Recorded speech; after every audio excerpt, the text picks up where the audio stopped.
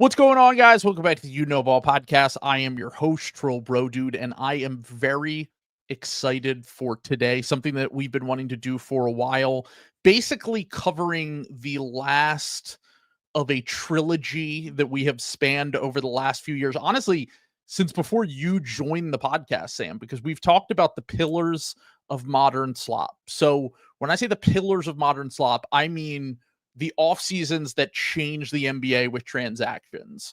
We started with 2019. I did an episode with Alex Spears in 2022.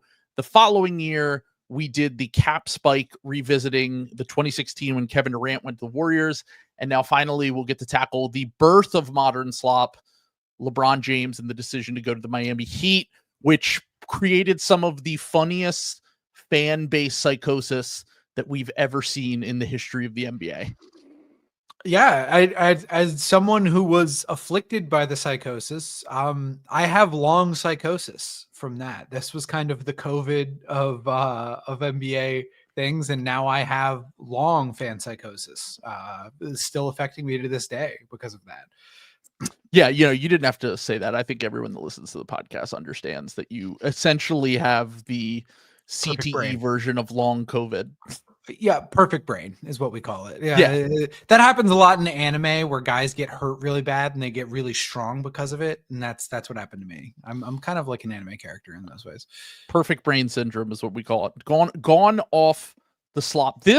We have so much to cover on this episode. I revisited a ton over the last 2 days in terms of media, and I just want to start up top, which was the fact that there were way more teams that I remember that thought they could have gotten LeBron during this, because most of the teams by the time we got down to the decision, it was only 3 teams really we thought had a chance to get LeBron, which Knicks.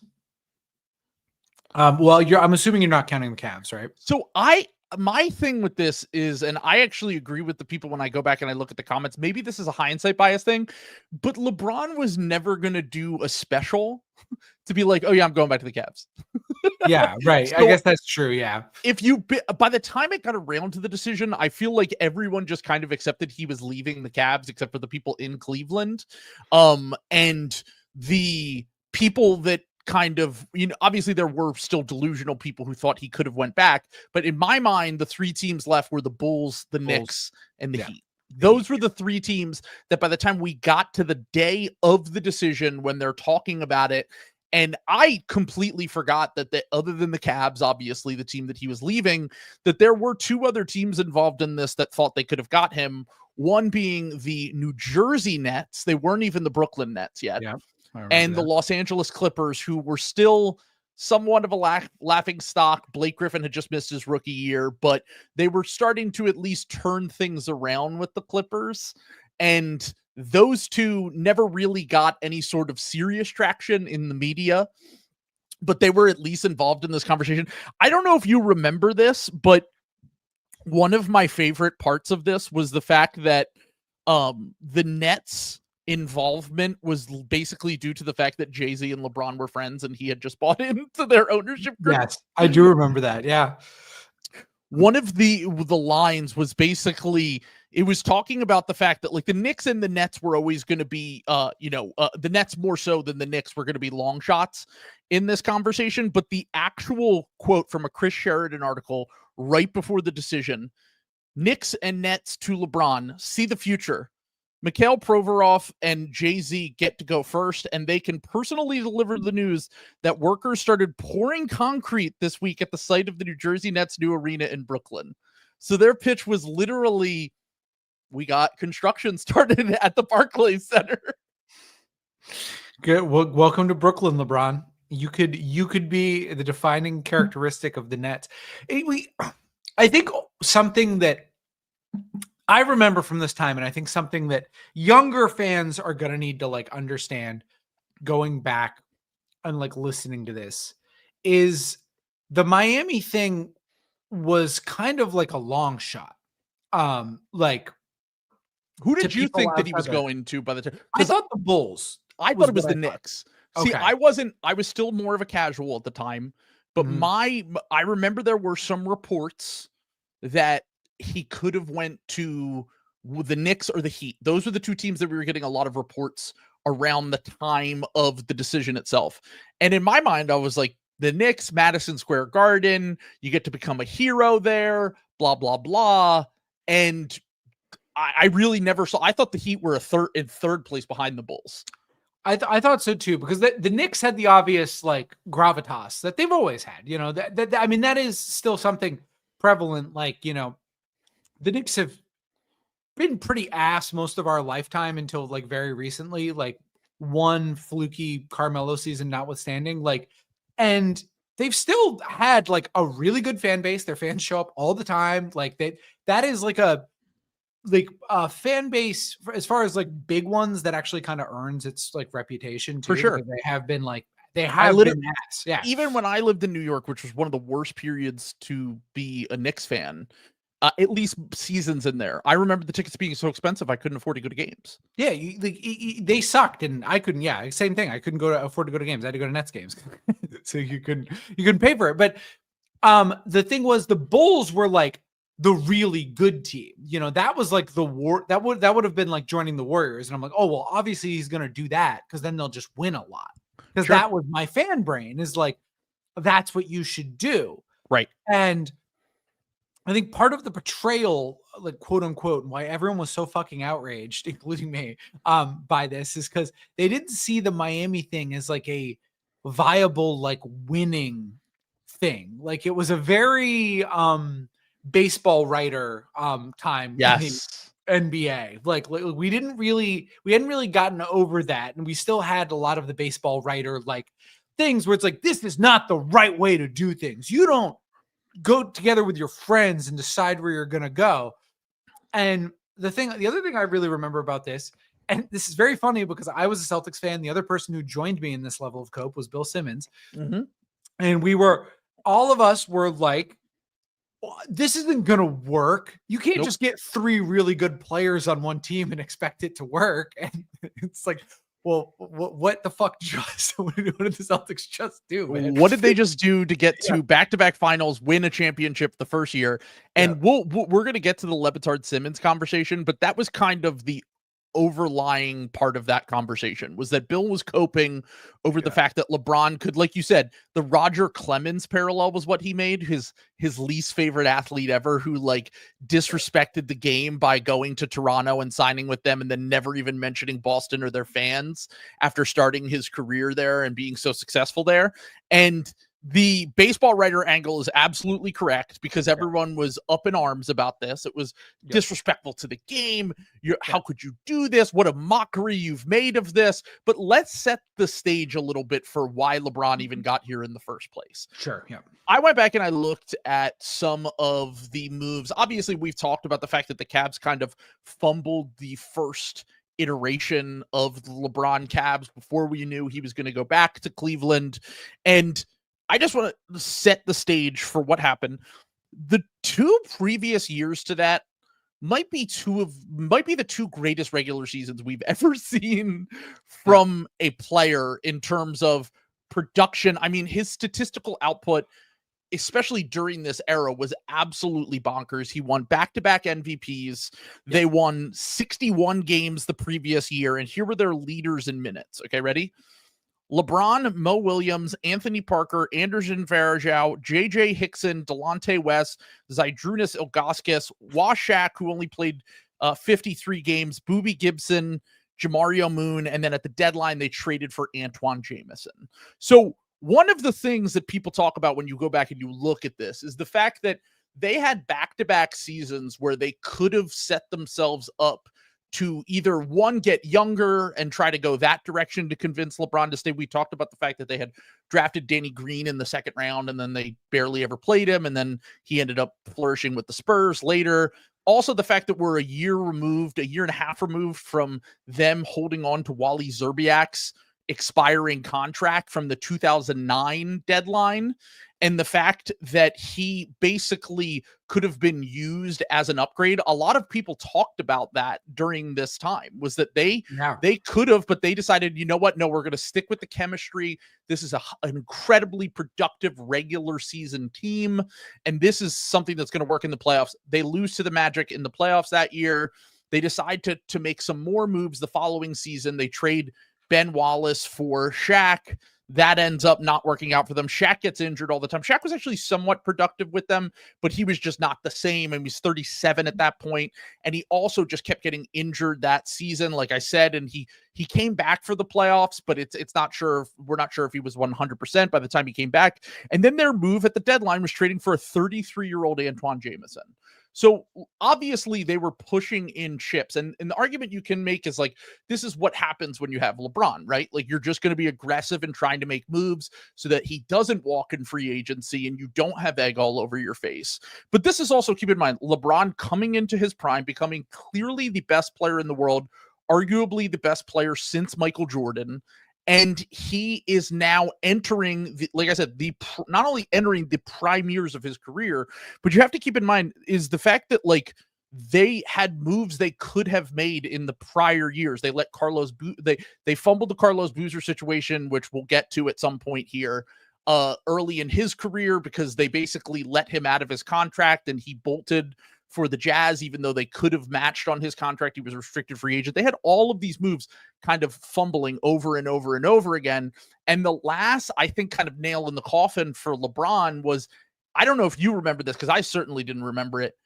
Amari Stoudemire, who was still very good at the time, was an expiring contract with the Phoenix Suns, and the Cavs and the Suns engaged in a trade conversation at the deadline before they ended up trading for Antoine Jameson.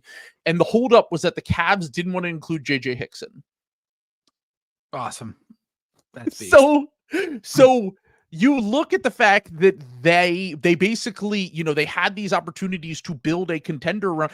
Honestly, we know now that this is like completely LeBron made the right decision, and that ultimately, these kind of things started happening all the time after this. This was just, like I said, the birth of modern slop, where we just start getting stars leaving, forcing trades, all that stuff. This was kind of the first domino in that. But the fact is, like, LeBron was correct to do this. And all the psychosis was just basically this collective break that happened, because it was the first time that a player had ever taken his own destiny into his hands and didn't let a team dictate what was going to happen to him, basically. Yeah. And I think the quote unquote, this is the start of the player empowerment era that Bill still like grumbles and whines and pisses and moans about. Like, here's the thing. Bill, especially, and like Celtics fans, like, you have to understand this was just sour grapes, because we saw what was coming. Like, we were about to be like fucking roadkill after like being like top dog for a little bit. So like, we were pissed about it. I don't get why everyone else was pissed about it. I mean, they did like win, but like, it's sort of a funny foreshadowing, because the backlash is so absurd to the LeBron decision that it almost kind of mutes Kevin Durant doing something that I think is like arguably like way more like. I will say this much though. Yeah. I think that obviously, because LeBron was the first to do it, he got the most shit. Yes. But I think that the Durant move in 2016 is unanimously worse in the eyes of everyone, basically. I don't think there's a single person that isn't a huge Kevin Durant stan that thinks that these two things are on the same level. No, not now, but I'm just saying I lived through both moments, and everyone was like kind of pissed about like the Durant thing. But we were also there was a kind of cope during that era. It was like, yeah, well, the Heat really only got 2 titles, like when they made their super team. Like, it was like, it probably won't be. And I guess, to be fair, I guess the Warriors did only get 2 titles, but like, well, but the difference here is that the third year, the only reason that they don't win the title there is because of injuries. And the other difference is that the fact that we obviously have the benefit of hindsight now, but like, if LeBron was joining the Heat the year after they won the champion, let's say they get Bosh in 2009, and Wade and Bosh win 65 games, and they destroy teams and they win a title, and then LeBron joins. Yeah, that would be viewed so much differently than what LeBron did. The Heat are coming off a season where they get gentlemen swept in the first round Bosh hasn't joined the team yet, obviously. He joined along with LeBron. And Yeah. LeBron is coming from a situation where there really was no way to kind of get out of that. Like, after the season, Dan Gilbert fired Mike Brown, got rid of or Danny Ferry resigned because he was so pissed. So it's like you have a new GM, a new coach, no young good players on the team, no way to really acquire good players except for one maybe, which actually, funny enough, was Chris Bosh. I don't know if you remember this at the time, but the Raptors were willing to agree to a sign-in trade. I found that out while I was going back in this, but Bosh had already made up his mind that he was going to Miami, and then later the news comes out that LeBron will be joining them. I thought they did both do a sign-in trade. Did that not? So, I remember the Cavs did at least. That's not what I'm saying. What I'm saying is that the Raptors were willing to do a sign-in trade to the Cleveland Cavaliers so Bosh could join LeBron in Cleveland. Oh, in 2009. Sorry. In 2010. Okay. In 2010. Oh, I see. During this offseason. So basically, every transaction that happens this offseason is we haven't really had a summer like this in so long, where every single thing is built around one guy. Yeah. It's built around LeBron leaving and where he's going to go. Like, other teams were scared to make moves. They waited days. They waited until they were fully out on LeBron in order to end up making their moves in free agency. Like, everyone was just waiting on pins and needles for LeBron to make this decision, which, like I said, we really haven't had quite something to that level ever since. I mean, teams spent years preparing for this on the off chance that they could get LeBron. The Bulls, the Knicks, these teams were planning 2 years in advance to try to get LeBron. Yep.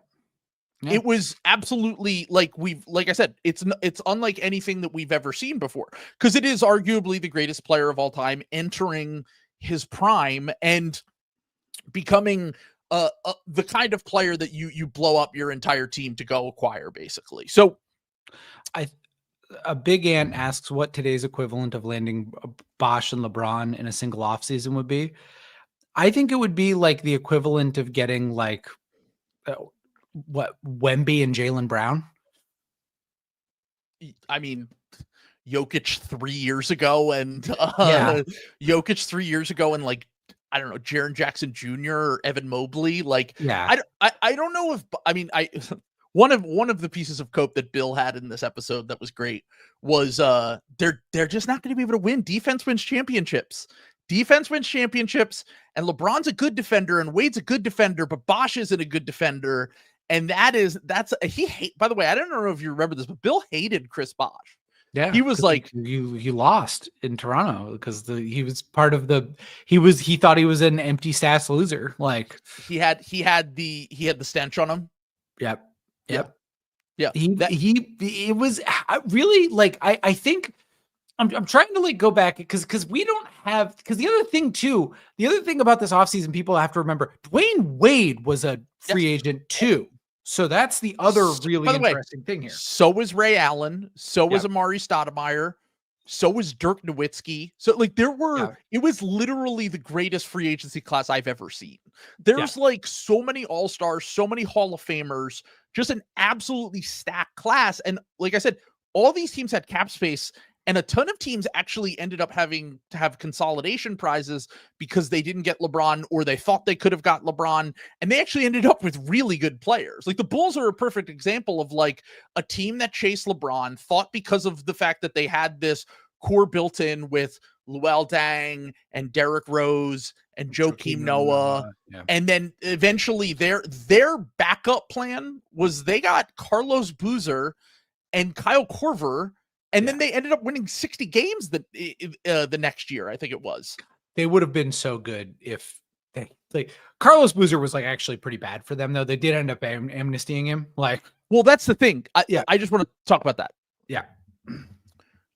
The fact is that you want to talk about like everyone freaking out. This was also, I think, before we understood fit and like real and like. And I'm not saying that LeBron and Wade were like necessarily maximizing each other, but when you have two of the 3 or 4 best offensive players in the NBA, you figure it out, right? Can I tell you the thing the Copers, including me, were saying? I already know. I read all it. There's only one basketball. That was such a common thing people said. There's only one basketball. Was There's like only the one theme of basketball is a the big one. summer, Yeah. How are they going to fill out the rest of this roster? And I will give Bill a little bit of credit. He did kind of call the fact that the first year was going to be a little bit rough just because the only player, it was very funny because he kept moving the goalposts on this episode where he would talk about where he was like, well, who are they going to go get? And then Dan Lebitard was the guest, and he was like, well, they could try to go get Mike Miller. And he's like, well, I heard Mike Miller's going to get $40 million. Where can they get that? And they're like, well, I heard the offer is $30 million. They're going to give him for 5 years, or we discussed that a little bit. That's why they traded Michael Beasley to clear out cap space. They sent him to Minnesota so that and then Bill's like, yeah, well, Mike Miller's not that good. It was basically like, I mean, he was right, but the goalposts were just never going to be enough. It was, right. Yeah. I'm mad over this because it not only fucks up the Celtics chances, but also it breaks everything that we know about the quote unquote the code, right? Like this is the first time that we've had a player like start, like I said before, take his own destiny into his hands, make a choice like this via free agency and go to a glamour market like Miami. And like I said, people really did not know how to take it. And a few other things that happened here that I just want to point out. The Cavs apparently threw a huge bag at Tom Izzo to try to get LeBron to stay, but he wouldn't. He was thinking about taking it, but then he wanted LeBron to agree to stay. When LeBron didn't agree to stay and give 100% commitment, he decided to go back to Michigan State. And another thing from the Rewinder episode on this that blew my mind was there's another thing that we're going to get to in a little bit, but this one was hilarious. The Cavs made a Family Guy style video for LeBron, with LeBron as a character in Family Guy. Wow. And they were making jokes that only LeBron and people that work with the Cavs would get. Okay. It was awesome. 2010 is I know it was 15 years ago, but I just want to have a parallel for this. Do you remember the whole discourse a few weeks ago on the song Home by Edward Sharpe and the Magnetic Zeros? It was everywhere. It feels like literally looking back on a different planet when I read some of the stuff on here. Like when I research some of this stuff, like how like irony poisoned we've become as a society and how everyone just thinks everything is so lame now. Like everything that happened during this time period would have been absolutely flamed nowadays. Yeah, you can't. No. And like, I think that's both good and bad. You know, I do think that we've like learned a healthy like skepticism. You know what I'm saying? I think like the 2008 financial crash and like a bunch of seeing that because like Obama had won the president. I really do think that like Obama winning the presidency like had a lot to. Again, I want to like reiterate for our younger listeners. We thought everything was like. That everything was solved. We did it. We won. Like it was the end of Return of the Jedi. Like, I was going to say there was an insane sense of optimism at this time about everything. About everything. Like, and 2010 was like, you know, we hadn't really quite seen, you know, the financial crisis happened. Obama to like build everyone. I was like, yeah, but like it'll be like okay, you know, like we hadn't had. You know, we were still kind of hanging on to, even through 2016, we were kind of still hanging on to some of like the poptimism. Like you can go back and look at some of the Hillary Clinton campaign ads, by the way, to get a little bit of this like whiplash. But to like bring it back to basketball, I think that like this was, I mean, you know, I get just another factor in this too that we haven't really mentioned that I think is another, we kind of have to, you know, also that there's a fair bit of like racism kind of plays into course. I mean, there was a ton of, I mean, this whole thing was the fact that a black dude was basically in control of everything and rightfully so. Like the fact that he could hit, this is the reason why free agency exists. If your team fucks up over and over and over again, he can go wherever the fuck he wants and try to maximize his chance to win a championship. And he talked about that all throughout. This was basically like, I think this is the best chance to win. He was right. And he was quote unquote teaming up with his friends, which some people think had been in the plans really since 2008 when they played together. It definitely was. I mean, It almost certainly was. Yeah. At a minimum, that's where the seeds were planted, right? Like they played together. They were like, this is fun. They were winning.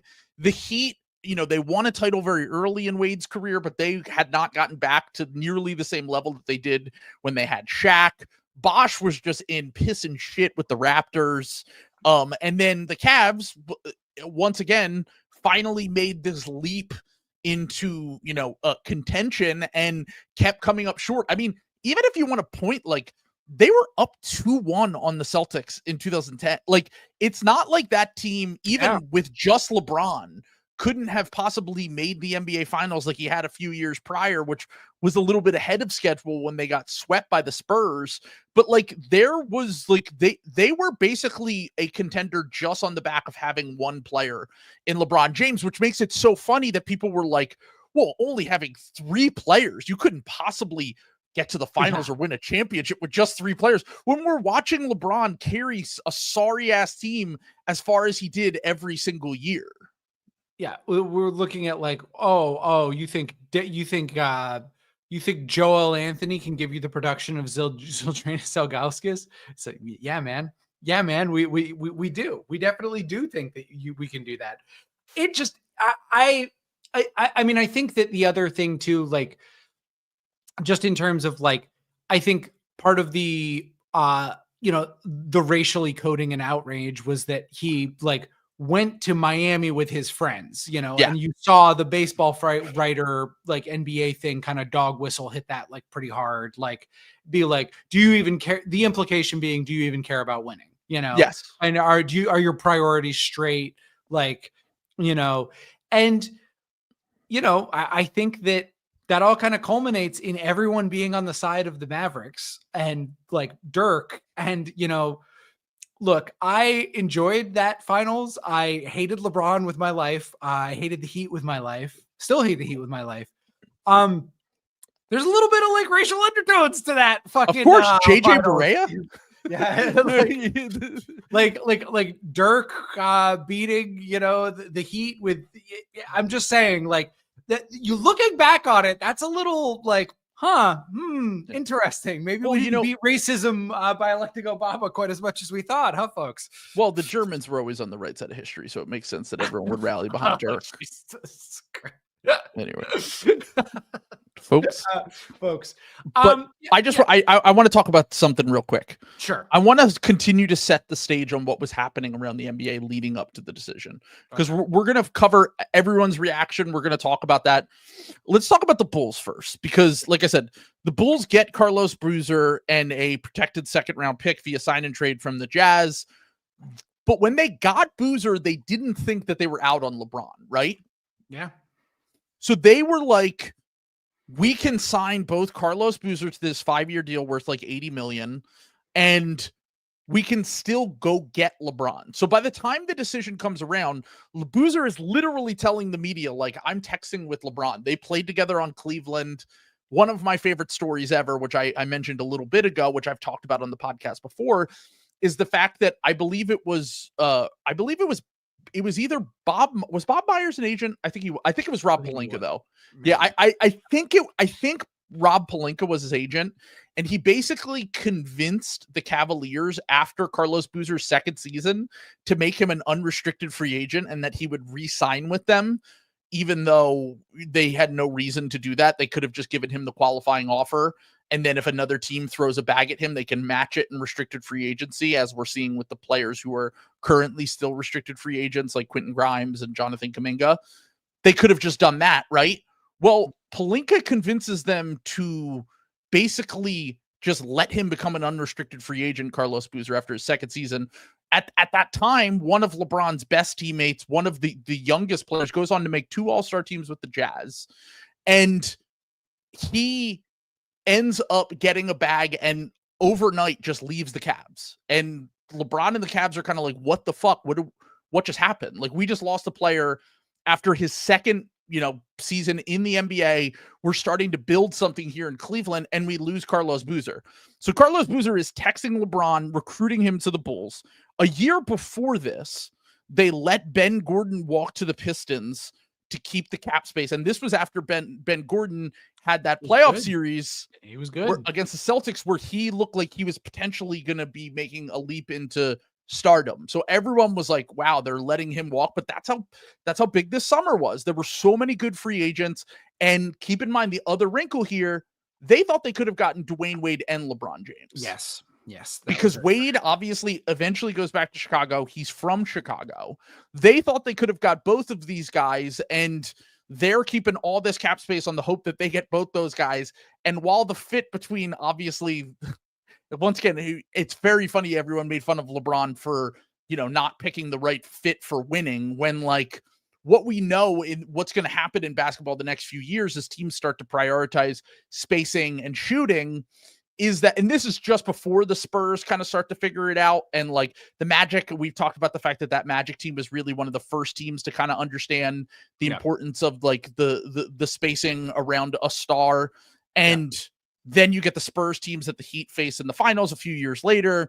But my point on this is that, like, even though the talent is unbelievable between like Derrick Rose, Luol Deng, Carlos Boozer, I know obviously you said like he wasn't that great for them, but Joakim Noah and LeBron, like that is not a modern basketball team by any means. It's not. I mean, that team with Carlos Boozer does win like 60 games the next year, but like that's kind of a byproduct of like Derrick Rose kind of like making an MVP leap, like more than anything else. Sure. Noah was like a little bit of like he's kind of a weird player, like where like he actually might have been able to survive in today's NBA, like especially like the younger version of him, just because I think he definitely could. Yeah. He had like passing, and he did have like a little bit of a weird like floater-ish like range game that kind of did create like a little bit of spacing. But like, I mean, Chris Bosh was the thing that made all that go, and like we thought we were like, oh, he's gotta, there's no way he could be a 5. He's a 4. Right. Exactly. Yeah. And that was the antiquated thinking on that. And that's like the Joel, and that's why like Joel Anthony and Dexter Pittman were also like, it's like, oh, what are those guys going to play? And like when the rubber met the road, I mean, this is like fully realized when they get Battier the next year. And like, then that like actually, then that's like their team. And they're like really good from then on. But like, you do stuff like, oh, really? Mario Chalmers is going to be a 2-time NBA champion. But yeah, Mario Chalmers is going to be a 2-time NBA champion. And that was Lebitard's argument during his whole conversation with Bill, where he's like, Bill, they're playing with 3 Hall of Famers in their prime. Like their job is going to be so easy relative to other role players. And he's like, look, you as a Boston Celtics homer might have known that Perkins and Rondo could have played around these stars, but no one really knew that when the Celtics got them other than people who watch them on a regular basis. And like the odds, and Lebitard was completely right, where he was like, the odds of them finding 2 to 4 players in the next few years, and it's not just about this upcoming year, it's about the next few years, winning multiple championships, making it to the finals every single year. Like he was basically saying like, guys will take a discount to come to Miami and do this. And he was completely right. Like Ray Allen fucking did it. Ray Allen, funny enough, one of the guys who signed went back to Boston on a 2-year, $20 million contract this offseason, which seems insane now. That I know he was in his 30s, but like getting Ray Allen for 2 years and $20 million was like mind blowing when I read that. Yeah. I mean, it's crazy. You think about the cap, dude, the cap was like $60 million. Yeah. When this was going on. So like, I guess that what the cap's 140 now. So like 1/6 of the cap. So that's like a post prime Ray Allen was making a little bit less than Corey Kispert. Yeah. That's crazy. He was making like $4 million $4 million a year less than current Corey Kispert. Yeah. It's crazy. I mean, given like the inflation, but that's still like $20 million a year. That's still like Nick Claxton money. You know what I'm saying? Like, it's like, what do you mean? Oh, like now it would be. Yeah. Now, if you account for now, it's still not a lot of money, even if you account for inflation. It's like, they did kind of disrespect him. Like, I understand why Ray was pissed. I got really mad that he went to the Heat, which was the thing I got really mad about. It was like, you went to the one fucking team that, God, I hate the Heat. I was so mad. I was so triggered. And then he ended up being And the Ray Allen shot is such a big swing piece in this whole picture. Yeah. Because if my thing is like, how do we look at this era of Heat basketball, LeBron, the decision, all that stuff, if Ray Allen doesn't make the shot? I think it's one title. I think it's considered a failure, kind of, because one title, 4 finals appearances where you lose in 6 and then potentially 5 the next year to the Spurs in back-to-back years. And the Spurs were kind of in that same mold of, they were obviously in the last gasp of their dynasty era when Kawhi was just starting to come into his own, and you know, Manu and Tim Duncan were really old by this point. But the fact is that they were kind of held up as, like you always talk about, like they're like the darling small market team. And they were going up, they almost took down the glamour super team, you know, with these this big 3 that we have never seen the level of that before. And they were darlings, and they were, you know, held up to this, you know, they were basically taking down like the evil empire, essentially, was the way that people viewed it. And the Ray Allen shot ends up going down history of the NBA, wins that, it gets them to Game 7 so they can win an extra title. And at that point, I mean, they had already won a title, so I think that LeBron would have stayed for the extra year no matter what. But the wheels were starting to come off with Dwayne Wade a little bit by that point, too. Like, the next year, Dwayne Wade was, like, done. The other piece of this is that, like, we never really, outside of that first season, we never really got to see, like, peak LeBron and peak Wade together. No. It was really just, like, LeBron and Wade, even by that second season, was not quite Dwayne Wade anymore. No, he like lost a step like quick, like really did, like, because Bosch was still really good up until when like the blood clotting, like he was still a really effective player. It kind of was Dwayne Wade that kind of had to like 10-time All-Star. Yeah, take a triggering, very triggering. Before Scotty Barnes, there was Chris Bosh. There was Chris Bosh. So when Scotty Barnes leaves Toronto, anyway, I don't want to get killed. Just kidding. That's a joke, Raptors fans. I don't want this episode to get banned in Canada. No. But by the way, just another little piece of slop going back here. Mm-hmm. Are you aware that the Bulls salary dumped Kirk Heinrich with the 17th pick in the draft to try to go get LeBron in 2010? To try to go get LeBron? What? Wouldn't they have had his bird rights? What do you mean Bosh?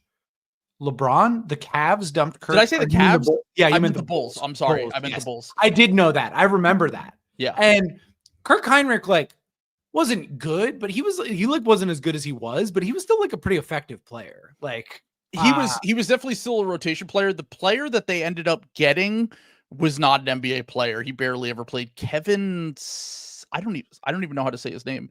Seraphin? I don't remember him. Kevin Seraphin. You don't remember Kevin Seraphin? Wizard legend. 400 minutes in his career. No, I don't remember him.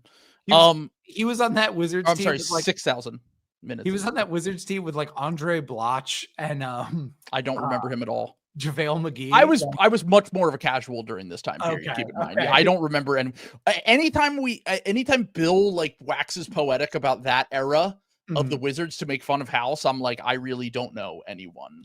They were hilarious. Yeah, pre-John Wall, like Wizards, JaVale McGee was like the star. Like it was awesome. That's tough. By the way, I just want to point out here the next 2 picks that after that salary dump of the 17th pick were Eric Bledsoe and Avery Bradley. So they at least could have gotten rotation players there. And they salary dumped it to go to try to chase LeBron and Wade. They ended up with Carlos Boozer and Kyle Korver, which they still won 60 games the next year, and they were unbelievable. Like they were a really good team. To defend the Bulls, I mean, if Rose doesn't blow out his fucking knee, like they are still contenders for like 4 years. They still have a 4-year window here. Like they get a season where like Joakim Noah like gets MVP votes. Like he won a defensive player of the year, right? Yeah. Like he was weirdly insanely good. I think it was the year after or 2 years after like Rose got hurt. He like was like 7th in MVP voting or something crazy. Like so like they would have been like a really strong team that just Rose got hurt and they signed Carlos Boozer.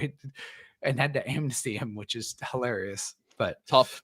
Yeah, but the other funny wrinkle about the Carlos Boozer thing here, John Paxton's brother, Jim Paxton, was actually the GM when Carlos Boozer left LeBron and the Cavs. And then he was working with the Bulls at the time. So he had to suck it up and be like, all right, we'll bring in Carlos Boozer if it gives us a chance to get LeBron.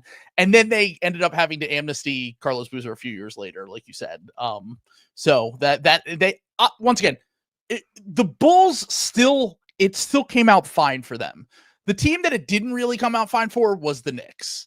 The Knicks were the other team we thought could have possibly gotten LeBron leading up to this. So they had just spent 2 years basically getting rid of any decent players on their team in order to just shed salary and try to clear 2 max spots. They ended up signing Amari Stoudemire to a 5-year, $100 million max, reuniting him with Mike D'Antoni. They're still chasing LeBron and Wade, but it was looking less and less like they were going to get him. I don't know if you remember this, but there were reports on this day that leading up to it, there were multiple like legit people that were like, he's going to the Knicks. And LeBron himself, it came out later that like LeBron himself wanted the Knicks originally. Like that was like the team he always saw himself playing for if he left the Cavs, to go play at Madison Square Garden, to kind of revive them Knicks, make them legit again. And apparently they had such a horrible pitch to LeBron. Are you aware of what they did during this meeting? No, we're about to watch it and you're gonna love it. I'm not even gonna explain it. I'm just gonna bring up the video that I recently found, and we will be enjoying this. Yeah, take it down. Tony, I'm so glad we moved to New York. Life is so much better now. Yeah. Life's good here, Carl. Even if we are in the witness protection program. Now we just gotta find a place for your friend LeBron to live. What's he like? Well, he's a modern guy, but he respects tradition. Here's something classy on the east side. Was it big enough? It's going to be entertaining a lot of people in New York. It's very expensive. Oh, that's not going to be a problem. You got to find something magnificent. Something there's nothing in the world like it, one of a kind, like he is. Well, here's a place. It says it gets really loud there. Take a look. Oh, yeah. Yeah, that's it. That's going to be perfect for him. Allow me to reintroduce myself. My name is... No way, dude. No fucking way. Oh, by the way, that's New Jersey. That should have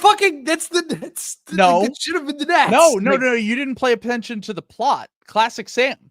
No. I saw that they're in the witness protection. I get it, but they still have Jersey accents. That's not how people in New York talk. Like, also, I want to point out here that if they were in the witness protection program, why are they moving to New York?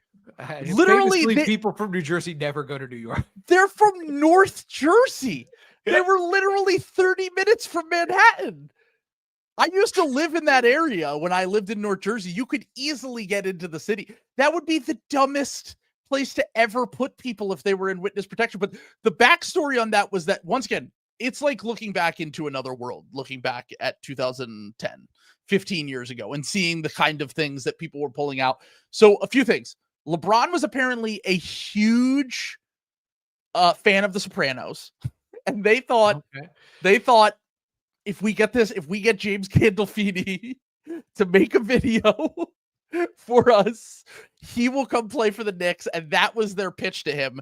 Another piece of information that came out about this that was incredible was that apparently James Dolan was handing his CD to everyone in the meeting.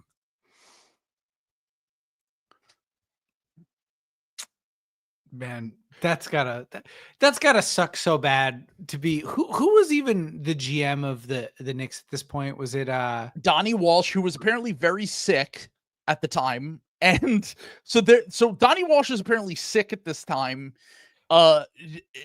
James Dolan is giving out his CDs, and they're playing LeBron. They're playing LeBron a Sopranos themed pitch on why he should come to the Knicks. And apparently the meeting went so disastrously that LeBron almost didn't take a second meeting. Like, he took a second meeting with the Heat the Knicks and the Bulls. He ended up taking that second meeting only because he wanted them to give them a chance to basically make up for the first meeting, and they did not. So LeBron was like, all right, I'm fucking done with the Knicks. He did it out of respect for the fact that he always wanted to play there. And for years after this, he teased the fans about wanting to play in the Garden and blah, blah, blah. He obviously never ended up playing for them. But it is just crazy. Like apparently years later it came out that like they had a legit shot.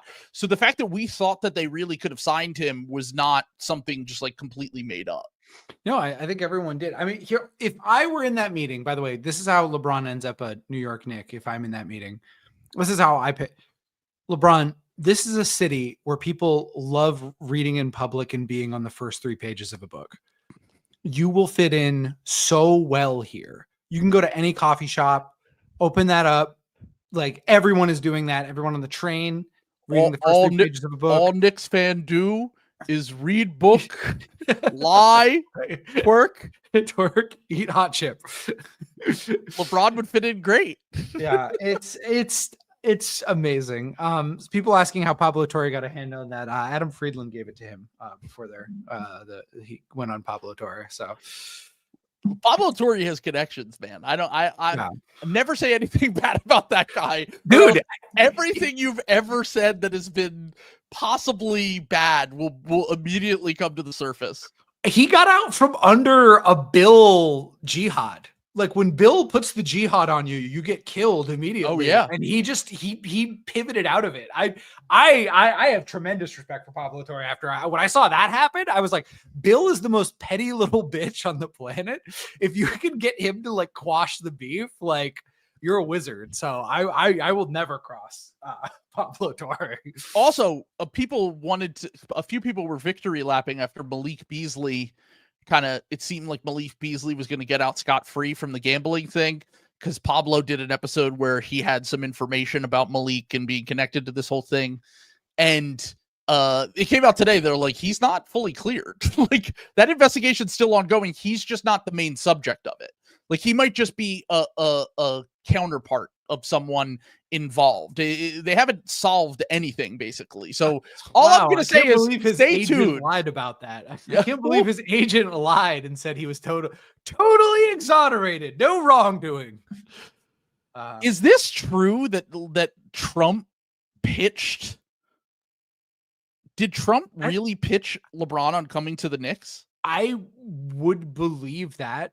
Like it seems like something Dolan would do. 100%. Like he had juice. Like it's so hard to like if you weren't alive in that time to like go back in time because like Trump was like I don't even know, like do we even have like a reality he was like a Kardashian almost, like kind of like back in the day. Like he wasn't necessarily respected, but he was like more legitimate as a personality and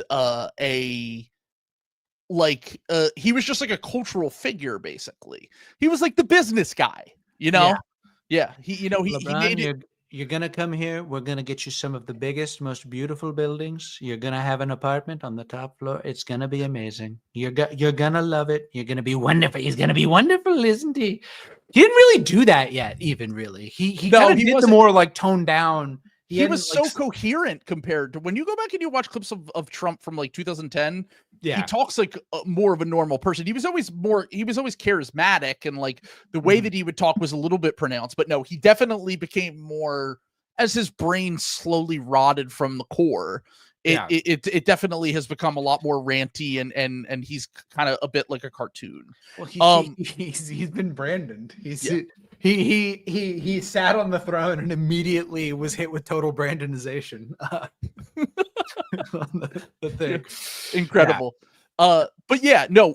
By the way, the one thing that wasn't really all that surreal because it's very modern day coded was that Obama had publicly said 7 times that LeBron should join the Bulls. Yeah. And I was like, yeah, that's just a thing presidents do now. Like Trump has completely desensitized me to that kind of stuff where it's like, yeah, no, presidents have always done that.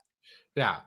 Yeah. They didn't. It's like, it's so funny when it's like Trump will just do shit like dissolve like the Fed, just dissolve the like entire branches of the Fed Reserve, which is like an independent bank. And it's like, yeah, that's like not constitutional in any way, shape, or form. But like back in 2010, it's like, oh, has Obama overstepped his lines by saying that LeBron should play with Derrick Rose? Calling Kanye West a jackass because of what he did to Taylor Swift. Forgot. God, that was the slap before the slap, but it was just He was the Obama nation of Obama's nation. So many things that have aged so incredibly well from that era. So Did you see what Dan just put in the chat? My high school business teacher played us full episodes of The Apprentice. Awesome. I love America, man. You gotta learn business. Who else are you gonna learn business from other than the business bitch, Donald Trump? I don't want to like pick on like Dan's because they do that at like Penn Business School. At Wharton they do that too. So in like graduate level macro classes. When you go in, they're just showing you. They're showing you. You're just watching Trump rallies at Wharton. Art of the deal. Art of the deal. He's doing madman diplomacy. Look at him. Okay, here he is talking about Arnold Palmer. Oh no. Oh dear. Oh no. In the locker room, they really respected that guy, if you know what I mean. Diaper. It's amazing. It's amazing. Yeah, I guess just what I'm saying is like going back, like it's so hard to like go back into like 2010 if you're like someone who doesn't like remember it well. If you're someone who was like 10 years old when this was going on, you know, like versus like having like an adult, like because you don't really. I was a 20-year-old college student, but I was functionally brain dead.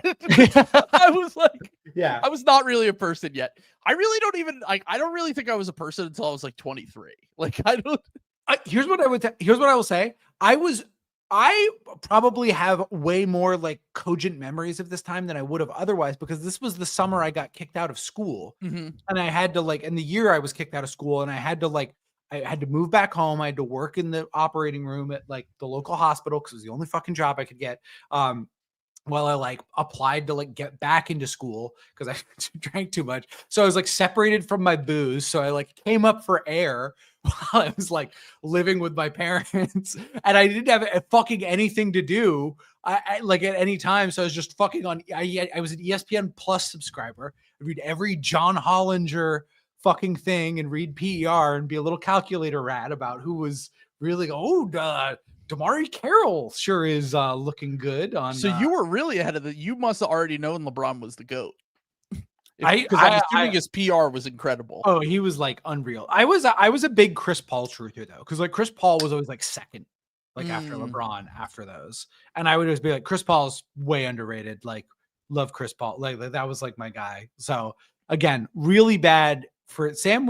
This is young men can fall into fascism very easily. I was right on the cusp. I was going to say, do you want to tell the story about the doctor or no? Oh, yeah. I mean, that's like the thing I remember because like I had the doctors would like come and like talk to me because I was like the only. What was your job? I was like the operating room like aide. So like my thing was I would get the rooms prepped. I was like in charge of the little closet where like all the like utensils were. So if like something went wrong in the surgery and they needed like stuff to be found, I like knew where everything was in the closet. I'd look at the chart for the day. I'd like pack up the rooms when the surgeries were over. I'd wheel everything down to central sterile to like get it all sterilized again. And they'd like repack it and I'd put it back, you know? So I'd just do that. So I was always like around the nurses and the staff. And so the PA is the only, I mean, it gendered, but like it was all nurses who were women. And then like the PAs who were guys and the doctors who were guys, and the doctors would just like talk to me about basketball because I was into it. And like we were all talking about it. One time, like the doctor was just talking about LeBron. I was like, "Do you really think he could go to Miami?" And we're just shooting the shit about it. The nurse had to come out and yell at him because like the patient had been under for like too long while he was like talking to me, like by the sink. Like they had to go in and do the surgery like now. So Slop was so powerful that it was literally delaying life-altering surgery. yeah, it's like literally like this. I think it was a fucking I think it was like heart surgery too. No, because that was Dr. Rosenstock. Oh my God. I almost said his name. Yeah, Let's not do that. let's not do that. But they just had like the other things they would go in and do. But like it was, I wore scrubs though, and I like had a mask and I'd like wash my hands and like sterilization was the whole thing. But I guess just my point is like, I don't remember any other NBA season because I was like too drunk and fucked up like the rest of the other time. But this is like the one time I came up for air and I hated my life. So I was just fucking locked in on sports. Like Slop kept you going. That there are so many people that have told me like Slop got me through some really tough times. Yeah. Slop's good. I was down and out, but Slop kept me going. I'm sure this does not apply to any of our listeners out there, but when you're really fucking depressed, you get really locked in on sports sometimes, man. And it's kind of awesome. It does kind of save my life, baby. Yeah. Slop is unironically. Slop will set you free. Like not really, but yeah, it'll distract you for a little bit. Exactly. It's fun. So all right, let's just line up a few other things here. So the Knicks ended up letting David Lee walk to the Warriors this offseason. And by that point everyone knew that they were out on Chris Bosh because the Amari thing would have been basically a positional overlap. They also, like I said, LeBron gave them a second chance because he still considered signing there, but ultimately chose the Heat. Or if you just think that's a charade, maybe it is because they had already made up their mind. And apparently it was in 2006, actually, going back to FIBA that this was the case. I don't know if you saw that message earlier, but there was a message in here about basically this all started back in 2006 when these guys decided to make their second contract shorter to line up so that they all could become free agents at the same time. Yes. So it was actually 4 years before this. It was when they had only been in the NBA for about 3 years at this point. So they all signed their extensions to line up to get into, basically the same kind of time frame here to become free agents. We're going up to the decision. By the way, do you want to take a guess on who got the biggest contract in free agency in the 2010 offseason? I actually know this. It was it wasn't Carlos Boozer, and it wasn't any of the Heat guys because they all actually took a slight discount. Mm-hmm. It was who did someone re-sign with the Jazz? No, who was? You're close. It's not the Jazz, but they did re-sign with their team. It's somebody who re-signed with their team. It wasn't. Was it Dirk? Because I think Dirk took a little bit of a pay cut. Who were the free agents of this offseason? I'm just going to tell you because there were so many free agents. It was Joe Johnson ended up. I knew that. Knew that. Yeah, I was going to say that's why I was like, you're in the vicinity here. Yeah, it was the biggest contract in the NBA, and like he gets it again. He gets it again with the Nets, like a few years later. Like, okay, idea for a future draft, all-time bag getter draft. Joe Johnson's like number one with a bullet, dude. It's insane what he did. The amount that he made in his career relative to the salary cap has got to be up there with some of the. It's like him and Bradley Beal and a few other because they just kept maxing out on what they could end up getting. And once again, Joe made 7 All-Star games, but was never a top 10 player in the NBA. It's like that's like DeMar DeRozan being like one of the highest played players of all time. Like I think they're very comparable. Like they don't play similarly, but I think they're very comparable players in terms of like stature. Sure. Like if you want like a modern comparison for like Joe Johnson, like DeMar DeRozan, it's very similar. Yeah. So do you want to know who technically was the first to report that LeBron would be leaving to join Wade and Bosh with Miami? I remember that. Is this what you're talking about? I remember that 2 days before they leaked that LeBron had rented somewhere in Miami. So that was a US Weekly article, but that didn't confirm anything. Okay. So do you want to guess who it was? Was it Rick Bucher? It was not Rick Bucher. It was Stephen A. Smith. Okay. Who said this, but in the Rewinder video, they pointed this out. He basically was just posting about it was kind of like one of those, like those guys online that will be like, there's a guy that does this on Philly Twitter that annoys the shit out of me. He'll just post like, this player's going to sign, and he'll just say it with every team. And then when they sign with like the Phillies, for example, he'll delete all of his other tweets and be like, I had it first. Yeah. Stephen A had multiple tweets leading up to the months up to this that were like, the Knicks are going to get him, the Bulls were going to get him. So yes, technically he was the first person to officially report it, but he also had said all these other things because Twitter was new, and it was just not that Stephen A has ever been filtered, but it was completely unfiltered at that point. And he was just throwing shit out there. Yeah. And this was kind of before like Woj like had the things, but that we didn't have like Twitter reporting the same way that we did. Like we would 6 years later. It wasn't centralized. Yeah. It was all kind of all over the place, people covering different beats, a few different ESPN guys. And a lot of the times, one of the things I got a kick out of watching the Rewinder video on this was that when they talked about this, there was a reporter that had an official report. That was the first person to report on this. His name was Alan Hahn of Newsday. He reported 24 hours before that LeBron, and he was a New York reporter, actually. He was not a Miami Heat guy. And he reported 24 hours before. He was the first guy to report it. And then immediately after this, Chris Broussard reported it and was like, oh, no, that's definitely happening, by the way. So he wanted to make sure that he also got in there in case it was correct. Basically, the day of, so the US Weekly thing is actually very important here, because the day of, the Heat reporters basically had to say that there was a big welcome ad that they had rented in the Miami Tribune for LeBron, Wade, and Bosh, but due to the tampering rules, they had to wait until the day of free agency to announce this. And LeBron hadn't even announced yet. Bosh had signed, and Wade was going back, but we didn't know what LeBron was going to do at this point. So they basically, the Miami reporters had to literally say that they were not putting ads in the Miami Tribune, I believe it was, or the Herald, one of those two.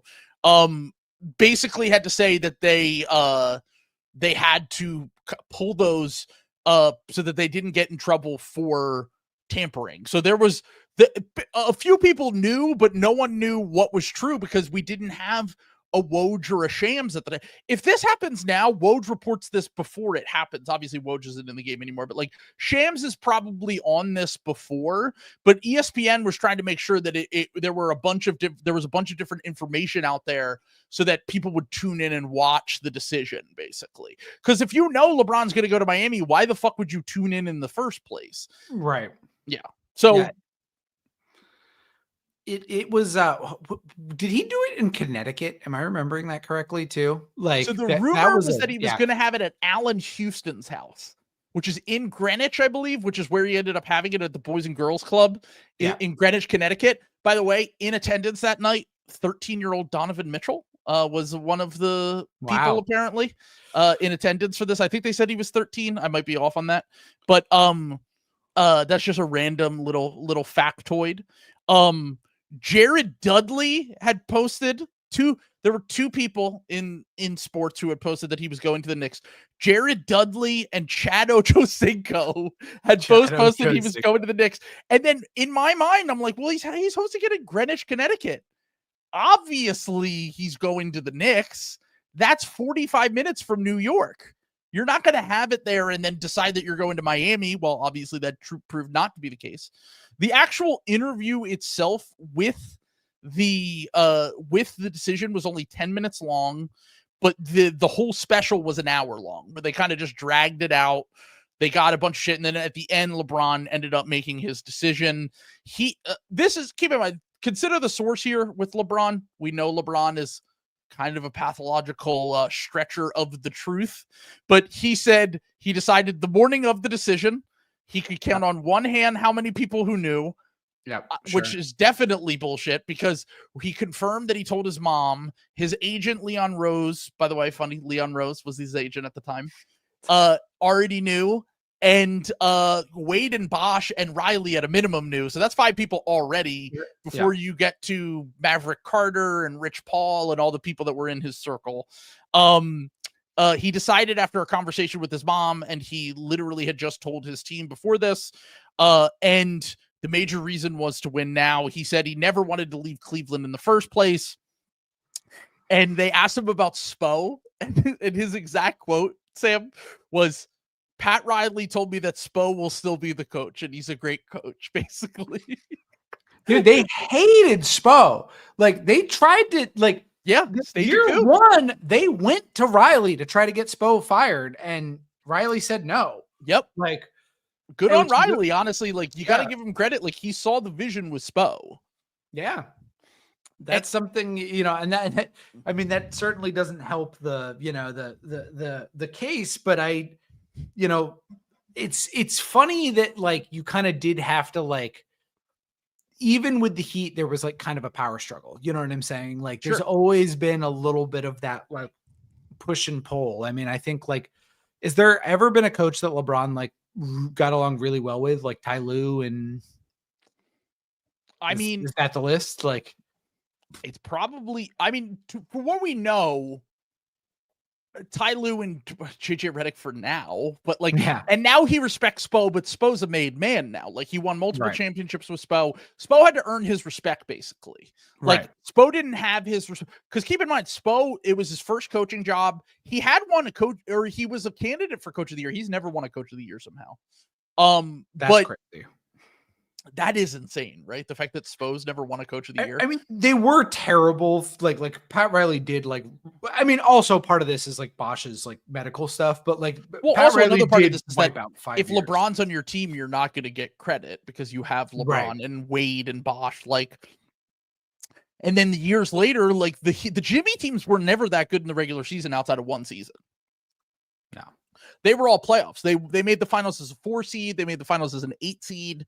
So they were never a team that was like maybe the 1 year they made the 1 seed, he could have won coach of the year, but that was really it. So he actually hasn't had as many opportunities as you think, even though he's very obviously one of the 10 greatest coaches of all time. So by the way, you want a little myth busting right here? Let's go. Roll it. Bill Simmons, the common rumor is that Bill Simmons was mad that LeBron did this idea for the decision because it was his idea. You know this rumor, right? Yeah, I remember hearing that, yeah. So the rumor was that Bill was really bitter because he had pitched it to Rich Paul and LeBron's team and ESPN. Basically, he got a bunch of people together. That was, like, the general idea. That actually wasn't the case. Bill Simmons did not come up with the idea for the decision. A fan wrote into ESPN in his mailbag column almost a year before this and said he should host a television show called LeBron's Choice. Simmons pitched this concept to his agent and his business partner, which was Rich Paul at the time. And then eventually they came up with the decision. But Bill was actually not the one who came up with the idea. So the fact that Bill was so pissy over this is so funny to me because it's like, it wasn't even your idea. A guy named Drew Wagner from fucking just a random guy wrote in this idea. Like, how are you taking it? Would be like if I just took a comment and then I was mad that I pitched it to ESPN to become a TV show, and then I was mad and took it personally they didn't take my idea, even though a commenter said it. This was how ESPN knew Bill was ready to run his own website and become a manager, because he was ready to take credit. But this is where Bill getting his CEO chops. This is his Steve Jobs invented the Apple iPhone thing. That's so accurate, dude. He like, because this is like, you just like, you get handed an idea. It's the classic tweet. I think it's an Animal Drums tweet where it's like, here, sir, here's your drink, half iced tea, half lemonade. Arnold Palmer sipping it. Yes, it's good. I invented it. That's Bill with the decision. Like, this is literally so accurate. It's literally like Skipper, whoever was running ESPN at the time, was like, this guy's got it. He understands how to make it in business. Literally just taking one of his writers or one of his listeners' ideas and running with it and making it into advancing his own career in the process. Absolutely brilliant. Jesus Christ. They need to do we need to, first of all, we need to find Drew Wagner. Yeah, no, he should come up with ideas for TV shows. Yeah. KJ just commented and said the next great sport event has already been pitched in the YKB Discord, the SH versus Sam 500-yard dash. I mean, I'm just March of what if SH doesn't duck me again, we'll do it in New Orleans. Stay tuned. Yeah. We might have some more information on that soon. Yeah, I'm just saying, just keep your March open. That's all I'm gonna say. So YKB in New Orleans 2, Electric Boogaloo. I'm just saying, be ready and SH start saving. Let's get it. Let's go. We'll live stream the shit out of that. That would be amazing. Yeah. Okay, let's get into the Bill podcast and kind of what he said here. First off, he should have went to the Bulls. He doesn't know what it takes to win, was an exact quote from Bill. You can't win with 3 stars and no role players. Levitar was pushing back by saying the Celtics just won this way. It only takes 2 to 3 guys taking smaller deals, as we discussed earlier. The Mike Miller conversation happened. Defense wins championships. And also one of the things that this happens, you do this sometimes too, where Bill was so mad about LeBron going to the Heat and potentially kind of upending what the Celtics had already started to build with KG Pearson, Ray Allen, and then Rondo becoming, an ascending star, that he literally was mad that the Lakers, who had just won the title, weren't the favorites over the Heat in Vegas. And I was like, you're so angry that you're doing Lakers propaganda. Yeah, I mean, that is crazy. I mean, he was cooking though. He saw what was on the horizon. But the Lakers didn't win the finals either. They didn't even make the finals. They lost to the Mavericks. Yeah, no, they got destroyed. I mean, again, I think that's why the Dallas Mavericks, because everyone at this point still thought sports movies were real. Again, I cannot stress enough how much we were still in a baseball writer style of media environment, where the Mavericks winning was a truth from God. It was a divine event by God to step down and intervene on behalf of satanic forces of them coming together to try to do things the quote unquote wrong way. Sure. And that is how everyone treated this team, the entire thing. And I think, honestly, that people kind of softened up to them because they lost and got owned so bad. Sure. That in itself was also kind of a checklist baseball thing for sure, losing, humiliation. Yes, at the highest level happened for LeBron. And also that started to kind of create the LeBron ethos a little bit, where it was because the thing that people said, and we'll get to the readers a lot, but it's Michael Jordan never would have done this. Kobe never would have done this. And LeBron didn't have that mystique about him at this point. But them losing to the Mavericks in 2011, LeBron and Wade, more LeBron than anything else, it was one of the worst series of his career, being humiliated at the highest level, and then coming back even better the next year, winning MVP the following season, and then winning finals MVP as well in his first championship season. By that point, everyone kind of respected LeBron a little bit. They were still the villains, but the first year was really, there was a lot against them. And I also think, if I'm remembering correctly, because I know they beat the Thunder in 5, I think they kind of crushed everyone, everyone in their path. Nobody was even close that first championship. Okay, year. am I misremembering here? When was the LeBron locks in game against the Celtics? I thought that was the next year. I thought it was that year. Was it that year? Because it was. I might be wrong. It would no. You might be right, because it was 2000. Because Game 6. It was Game 6. Maybe it was 2012. Because I'm trying to remember, because it was 2012. Yeah, it was 2012. Yeah. So that was the only challenge they got. But once again, LeBron proved it at that point. LeBron doing what he did in Game 6, where if you look at some of the shit from that game, I think he started dude, I saw someone post a screenshot the other day that everyone else on the team was shooting 20% to start that game, and LeBron was shooting 90% from the field. Dude, it was so bad. It was so bad. That is still to this day the series that like haunts me the most, especially because game 2, Rondo gets fouled at the end of game 2, and it's like still the thing I'm like the most mad about like my entire life, because Rondo had like a 40 piece in game 2, and he got fouled on the way in. Wade smashed him in the face, and he missed the bunny, and it was a 4-point swing, and they end up winning that game. In a series the Celtics lose in 7, and like they could have like, I don't know, but LeBron, like that game 6 was like over. Like to this day, I've never seen one player dominate a game the way. But LeBron that was the dominated signature game of Yep. his career to that point, is my point here. Like it was the Pistons a few years prior when he had really arrived. Yeah. And then LeBron was kind of seen as a playoff choker at this point, because Yeah. he was legitimately the GOAT in the regular season, and then struggled here and there in the playoffs, and had this crazy high standard coming off the 2011 season when he very easily could have just kind of fallen apart. But this was his redemption story, is what I'm trying to get at. Like, people started to respect LeBron at this point because, like you said, that baseball writer thing of like, you need to earn it. And they felt like LeBron was finally starting to earn it. Like people pointed out, Wade wasn't quite the same from this point on, even though he still had some amazing games in him.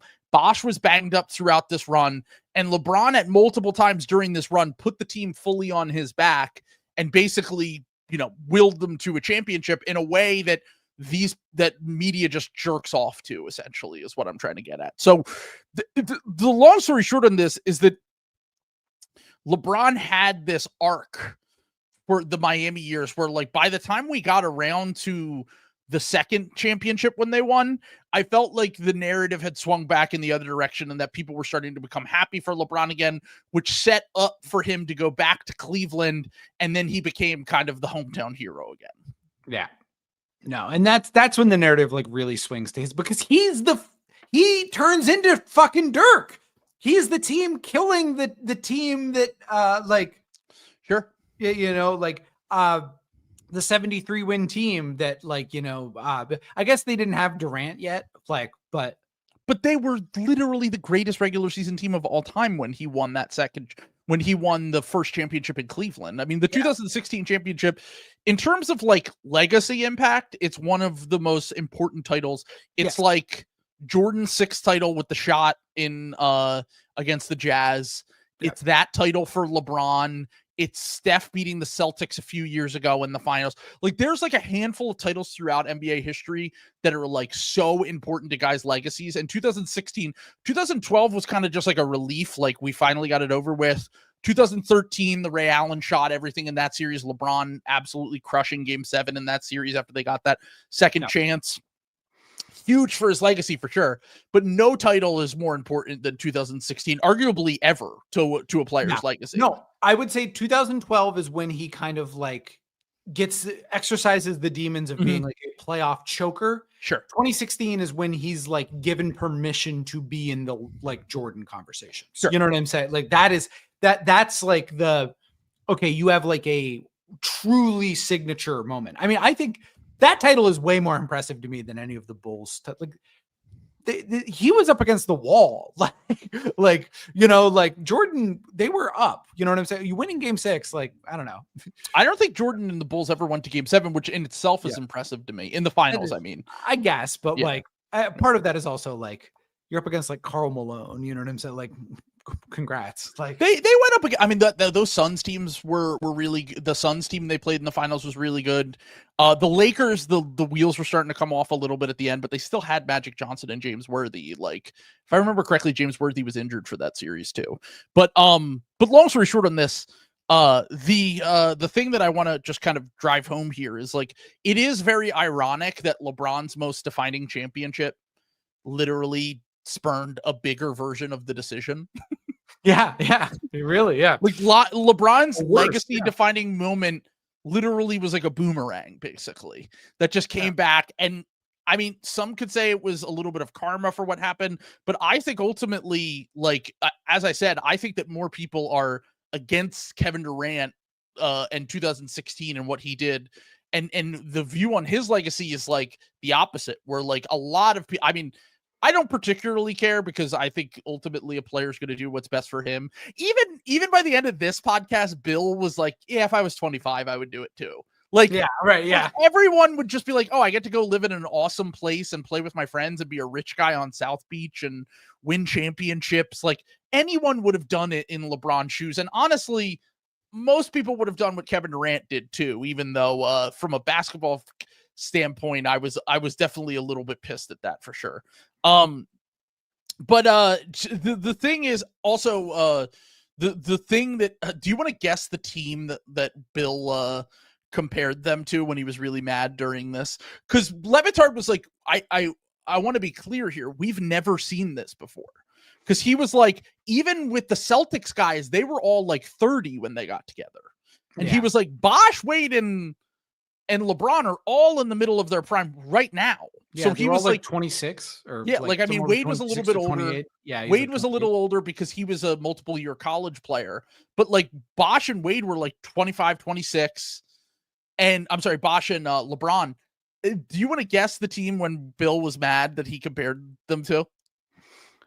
Let me just think this through real quick. Did he compare them to the Trailblazers? I'm gonna guess. No, you're close. It's actually the Barkley, Hakeem, Pippen Rockets. So, was that supposed to be slander? Yeah, he was basically saying when those three got together and it didn't work. Because they played only one season together.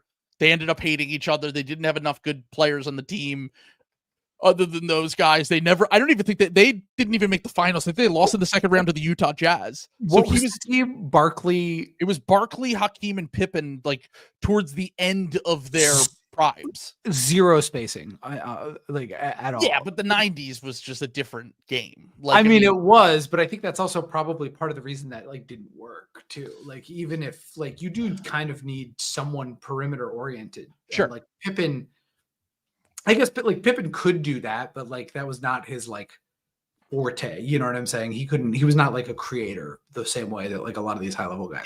If you've never looked into that, I highly recommend digging into that team. It's one of the funniest teams in history because they basically all just hated Barkley because they were like, Barkley's like, Pippen was like, Barkley's lazy. He doesn't know what it takes to win.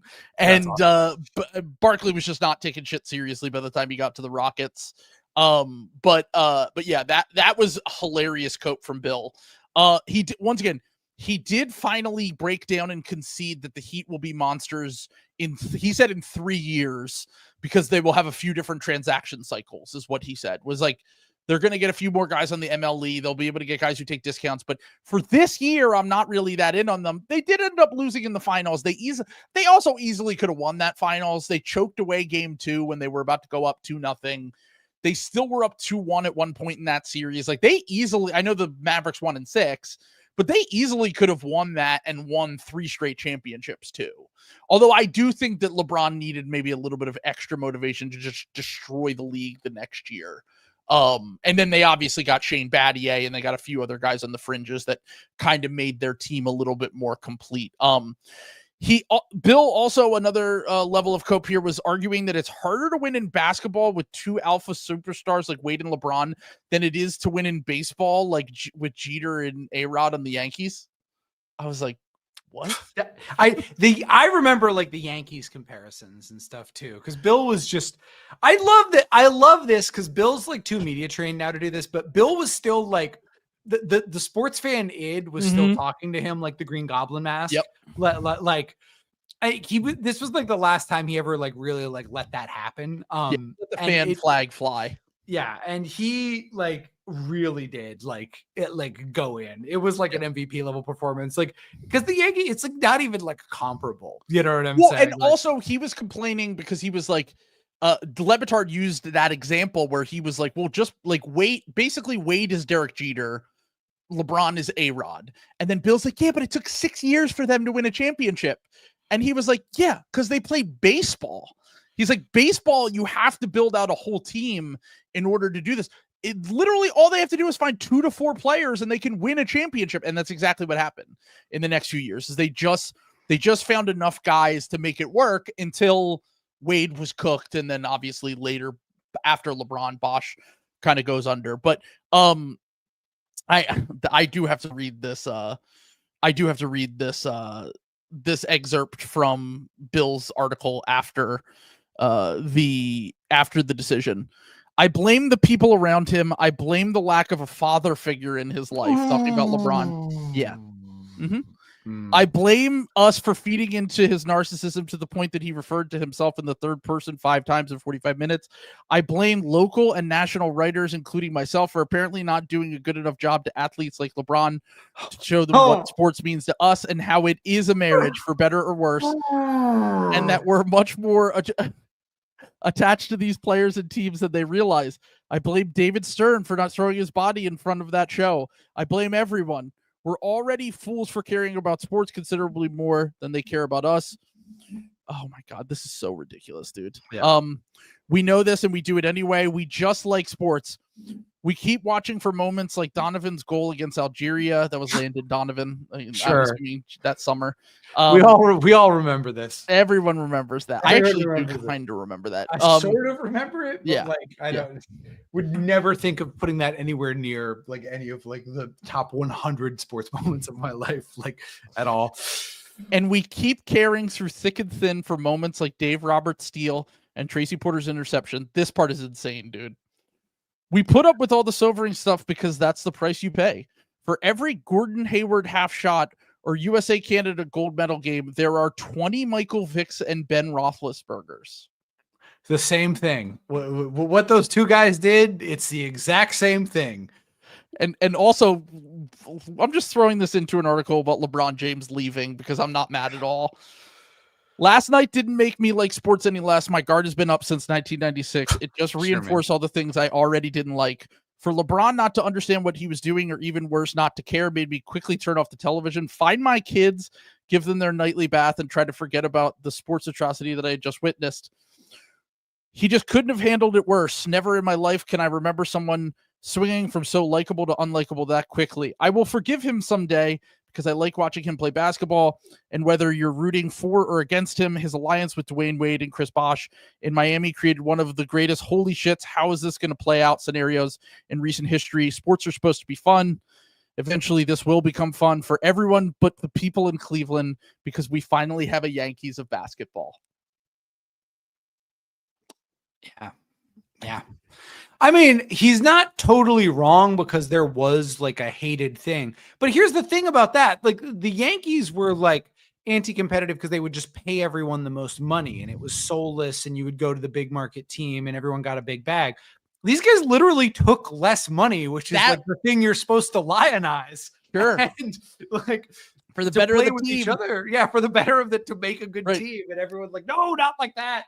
No, not the team that I didn't want you to go to. The white guys are supposed to make the team, not you guys. No, like like the lack of a father figure line is crazy. And I think I remember Bill, like LeBron, understandably having like so they were still. Do you remember when some reporter asked Kyrie if he saw LeBron as a father figure? Like I do remember Kyrie, like just has a dad who's like, he was like, what are you talking about, dude? What do you mean?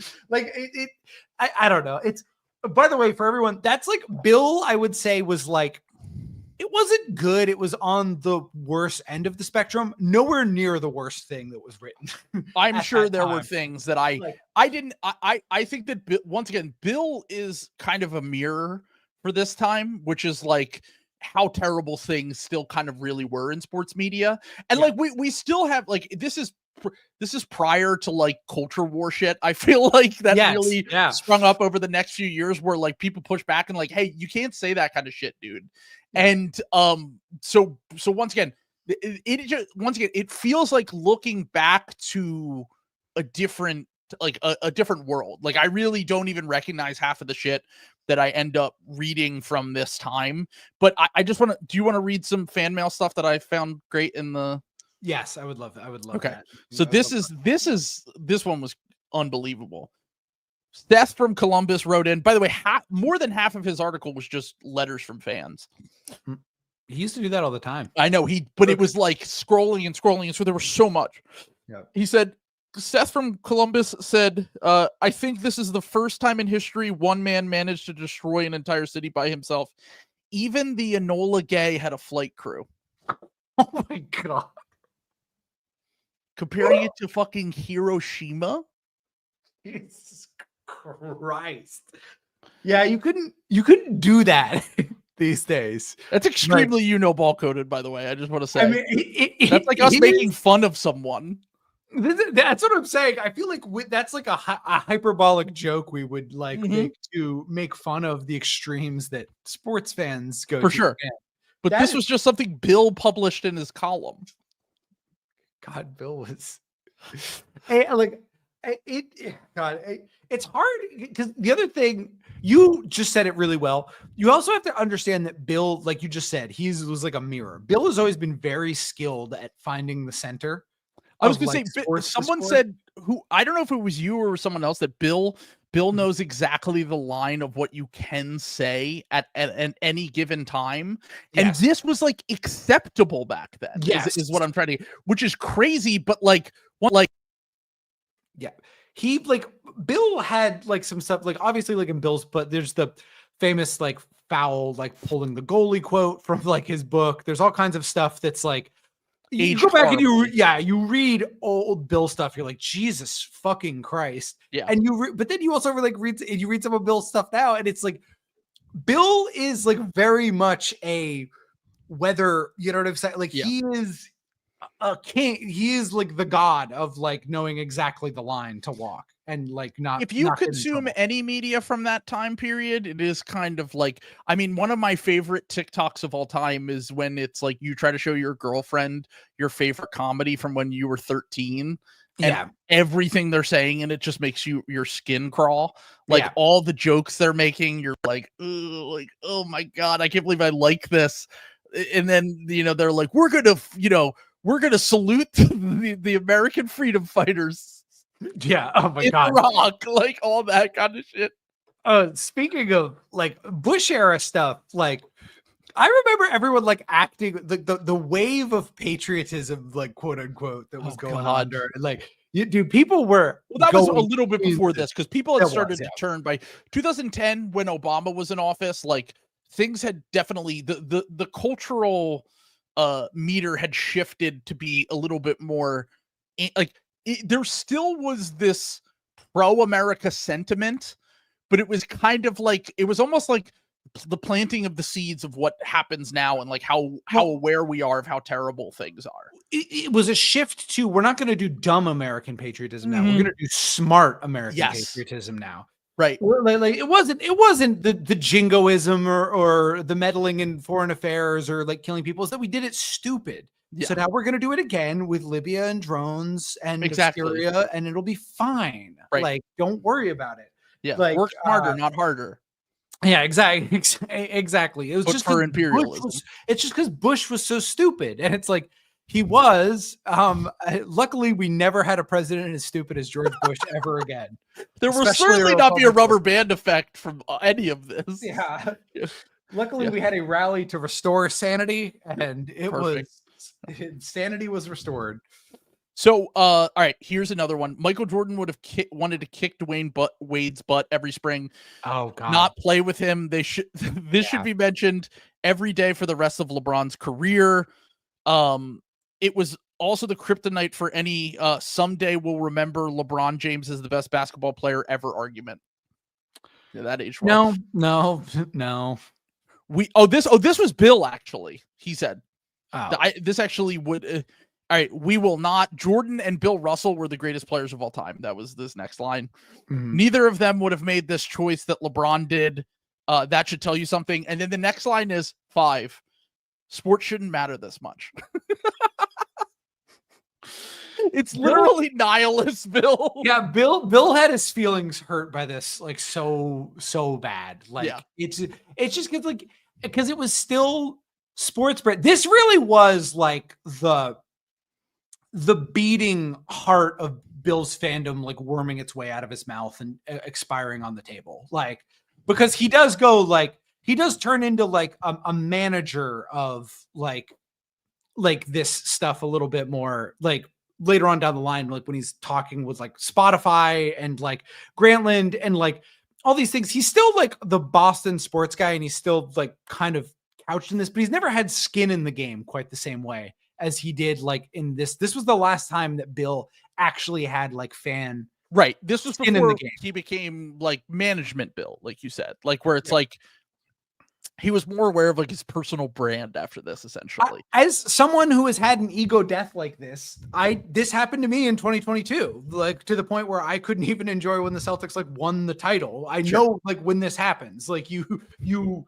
end up like something hurts you really badly, and then you're just like you can't really like invest yourself like the same way, like in some sort of what you perceive to be like a diminished version of it. And I think that's like what Bill is wrestling with when he's talking about like sports shouldn't like hurt this bad, which is like kind of funny because like Bill, you grew up like you were like my age, like when the Red Sox, like when 1986 like World Series happened. Like shouldn't that have like done that to you? Like right. I think that's what he's trying to say, is that like it basically like he didn't think that he would ever let this shit get to him again. And it was starting to get to him that the Celtics were finally becoming the Celtics again after, because keep in mind, the Celtics had Dewey is just covering the camera right now. Yeah. Keep in mind, the Celtics had just kind of got back to the mountaintop, right? Like they had been to, what was it? 2 finals in 3 years. Yeah. 2 finals in 3 years. They had won the championship. And in Bill's mind, whatever happened from like 1990 to 2006 was like the worst thing that could ever happen to someone, right? Like the Celtics being bad is literally like a death of a family member to him. And long story short on this, the Celtics coming out of that, and then LeBron, Wade, and Bosh immediately getting together and kind of just pulling the carpet out under from, the Celtics last few years here. He took it so personally, combined with it shattered everything that he thought about sports up until this point. And he thought about like loyalty to the fans and all this shit that really doesn't mean anything ultimately. It's something that doesn't exist anymore. No, and it doesn't. I think that like, again, this speaks to, I mean, maybe you could make the instance that this hurt so bad because it was the institutional structures of America hadn't like rotted away. There was still belief. We were so invested. Well, there was still belief that like, that there could be some sort of like structure. Like, I mean, I think that the idea of there being like community in America as itself is on itself like kind of a farce. Not that there's no community in America, but that like the American spirit is inherently one of community is just absolutely false. It's like liberty, look out for number one. This is like the decision is one of the most American things of all time. like it's 100%. And the fact that like the appeal, when you appeal to really what Bill is asking for is the mods to get in here. Mods. He's done something illegal. Like what I was going to say is that this kind of spurned or it kind of bursts not only just modern slop and like what we know about slop today and our addiction to it, but also it kind of started like stop rooting for teams and start rooting for players. Yeah. Because it started the player movement era. And now you see stan accounts that are like, they'll follow LeBron from team to team. They'll follow Durant from team to team. Now, I don't think that's as common as people think it is. Like the younger generation obviously has more of that than, our generation did.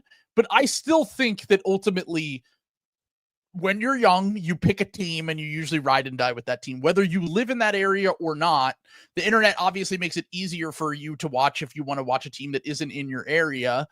But the like people who created like Kylie, for example, there you go. Kylie is more of a small faction of sports fans than, or like Waz from The Ringer, who's like loves LeBron and just follows LeBron wherever he goes. Like they are definitely still a small group of sports fans relative to like the majority of sport. Like the overall like just picking a team when you're young and following them, I still do think is like the thing that reigns supreme in sports, but it's definitely like this rooting for just a player wasn't a thing back then, is what I'm trying to say. No, I think what happened is narratives shifted from teams to players is what happened. Even when you root for a team, That's a good point. Even when you root for a team, it is on the back of a specific player's interest. Right. Like the Warriors are a perfect example of this right now. Yes. Where like their fans are online basically,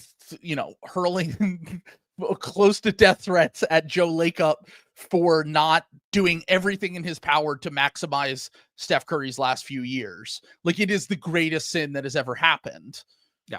That necessarily wasn't the thing. Like, I mean, we're seeing it right now where like they were still ride or die for the Cavs. They didn't go and root for him when he went to Miami. It wasn't until he came back that he was in their good graces. Like he had to make it up to them essentially. I feel like in the past, like when teams were bad, it more fell on the corner of like the team was let down by the top player not performing. I feel like that was more of an instance in the past. Whereas these days it's more the second best player, the third best player has failed the star player. That is the golem animating heart of the team.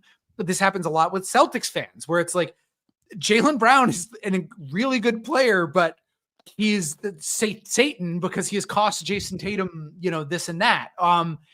Warriors fans have done it with a fucking Kevin Durant. And like, I can't imagine Sixers fans ever doing that. They would never. They would never blame anyone else on the team other than the best player. Like that is just not. That's not part of their DNA, I mean, that is a difference. I guess that is like you guys are one of the last. No, I'm joking. There's a large faction of Sixers fans who think that Joel Embiid could never do anything wrong. No, I didn't know that. I thought I kind of get the impression that he's kind of cynical. The sport. I think the average person in Philadelphia probably falls more towards that now in 2025. But the people that listen to this podcast certainly don't. Like I'm telling you, based on the interactions I've had, they certainly do not follow that logic. And I think a lot of it is they're pushing back against the loud sports radio fans that are on the opposite side of the argument.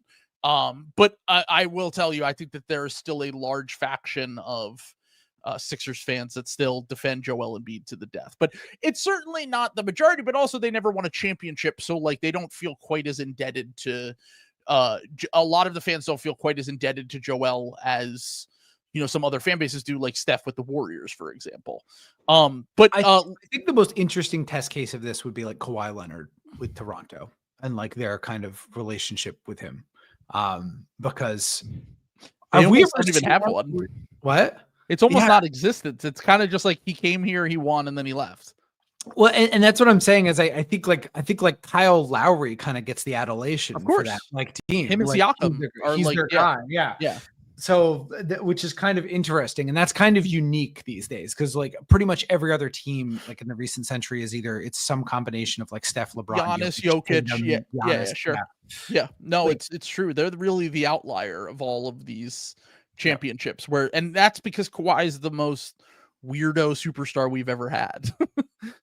Well, because I think it's like the team isn't recognized. I think that there was still at this time there's still an idea about a sports team being some sort of like hyper real like extra being. You know what I'm saying? That like everyone comes together and Voltron's into this unit that has its own personality that is like known as your sports team. And I think that we've talked about the GMification of the NBA right now, and I think that's like part of it. It's just sort of demystified that idea that like a team has an identity. You're also doing the we're all trying to find the guy who did this. Yeah, who would do that? We're a product of it. We didn't create it, but we're definitely beneficiaries of the GMification. Absolutely. For sure. I mean, absolutely. But I don't even think it wouldn't exist without it. Yeah, and I don't even necessarily think the GMification is like a bad thing. Like I do think that like that's fantasy sports is what started that.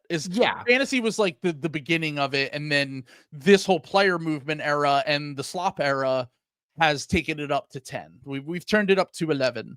But I just want to read through a few more of these mailbags. Yeah.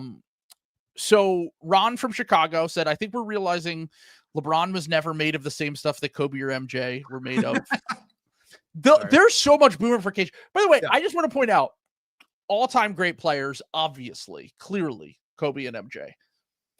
Michael Jordan played with Scottie Pippen, and they had so many stacked. That team was absolutely stacked. They had a good front office who knew how to build around Michael Jordan. Kobe wasn't even the best player on the first 3 championship teams. They had prime Shaq. Of course, he's good. First off, he did try to leave the Lakers, by the way. He almost was traded to the Bulls. Yeah. Like, the idea that he would have never left the Lakers is fucking delusional. And on top of that, why would either of these guys leave? They won multiple By the time they hit the era that LeBron was in, they had already won multiple championships. And Dre hit him up as a good point. Jordan quit literally twice. Okay, well, the Jordan thing was him retiring, and I know that. Yeah. I think the quitters thing is a bit of like. I mean, his dad died, that's the first time, like both of the times that Jordan left were completely understandable, and he had really nothing left to prove. Sure. Having said that, like, it's just not something a critique you can levy at LeBron using that, I guess is my point. What I'm trying to think is that, like, how many guys had the situation that LeBron had where, like, it's really like the closest modern comp would probably be Jokic, and Jamal Murray occasionally turns into a superstar. Yeah. Like, in terms of, like, and Jokic just had talent around him. I'm not saying Jokic didn't have talent around him, but I'm saying, like, LeBron had, like, his star teammates were all, like, either barely stars or, like, not the best versions of themselves, is what I'm trying to get at. Yeah. So yeah. So he said, and the things that we saw him doing in the future were things that we wanted for him because of his transcendent skills. But in the end, he just didn't want those things. He was abandoned as a kid. Jesus Christ. Jesus Christ, dude. If you see his high school documentary, you see he wants to be a part of something, not be something. Which, by the way, is the worst thing that you could do in America, is not want to be the CEO of a team, basically. Yeah. But by the way, the biggest fucking lie of this entire fucking thing, LeBron, LeBron did want to be in charge. Also, everyone ever, like, every person created by this fucking country has wanted that at some point in time. Like, this is not, it's not the amount of psychoanalyzing going on. It's also very funny that they're talking about him like he's fucking Len Bias and he's, like, already dead. Like, is the other, like, thing like he can't rewrite his legacy by any means. That he's just done at this point. He's dead to them. He's dead to them. It's just the most boomer fucking thing of all time, dude. Like, he just wants to be a part of a group and be wanted, which is like by the way, like a human emotion. Like, critiquing a guy for that. Yeah. Who doesn't want to be a part of something and also be accepted by people? He wants to be around family and friends. What a piece of shit. Fuck we him. should kill him. Kill him. We just all along wished he was wired for greatness. He's not. Shut and up. It's a shame. God damn it. By the way, Ron from Chicago, no bias built into this by any means. Not at all. Okay, Aaron from San Diego was absolutely cooking. Yeah. February 19th, 2009. Mm-hmm. If Cleveland had traded Wally Zerbiak's $13 million expiring contract, they could have gotten a legit number 2 for LeBron, probably would have won 1 or 2 rings, and there would be no decision. Instead, they stand pat, confident of their record and chemistry, only to miss out on 2 championships and the rest of LeBron's career. Way better analysis. He was cooking. He's the only one, though. If you read through this, it's all like, fuck LeBron. And then there's that guy who's like, hey, they could have handled this better, and maybe he wouldn't have left. Is that guy from Ohio? That guy was from San Diego. Wow. Okay. Let's go. Okay. Tom from Cleveland. The oldest thing on my DVR is Game 2 of the 2009 Eastern Conference Finals. As it goes to commercial, there's a little boy with the hands on his head. That boy is every male under the age of 50, including me. So hard for white guys from Cleveland. Yeah. We are used to the tough breaks. When LeBron hit that shot to win the game, my first thought was, we have that guy now. R. Elway, Jordan, Montana, Bird. Only there was more. He was one of us. He knew the pain of Cleveland teams, whenever he rooted for them or not. By the way, I do just want to point out, LeBron was a Cowboys and Yankees fan. He was not literally doing the Trill Ballins bit. Yeah, but he was not a Cleveland sports fan. I just want to put, he was legitimately not, though. Like, and it was like well documented at this point. He knew the pain of Cleveland teams, whether he rooted for them or not. Thursday night, he dragged out our agony. Oh, whether he rooted for them or not. Okay, gotcha. Okay, so he was aware of that. That was my bad. He said Thursday night he dragged out our agony on a special name, The Decision. He did that to us. To the people that lived through the shot, the drive, the fumble. None of our players would have done that to us. LeBron, get the hell out of our town. Jesus. I mean, like, look, I will say this, like, yeah, it's probably not like the best way to engender yourself to the fans on your way out the door. You know what I'm saying? Like, I would be kind of pissed if like I had to sit in the cuck chair for like fucking a week, and then like watch the guy like leave. I also want to say, if you guys ever want to try to get my original account unsuspended, I probably have some tweets from this around 2010, and you could probably, I was mad. So I'm probably saying something about LeBron not wanting to win because I thought he should have gone to Chicago if he like really wanted to win. So that was a common narrative at the time, was that Chicago was the team where you could go to want to win because, you know, what we talked about earlier. But all right. I don't think I was like a loyalty, like, because I saw what everybody else saw is that he had no fucking help. But I was like, you didn't even pick a good team. Like, I mean, the Celtics just won a title with one of their homegrown guys. Well, two really, with Rondo too. But Joe Morrison from Redmond, Washington said, just watch the LeBron train wreck. Just thought what Kobe is doing right now. Bet you he's in the gym. That's why LeBron will never win a title. LeBron does crap like this and Kobe gets better.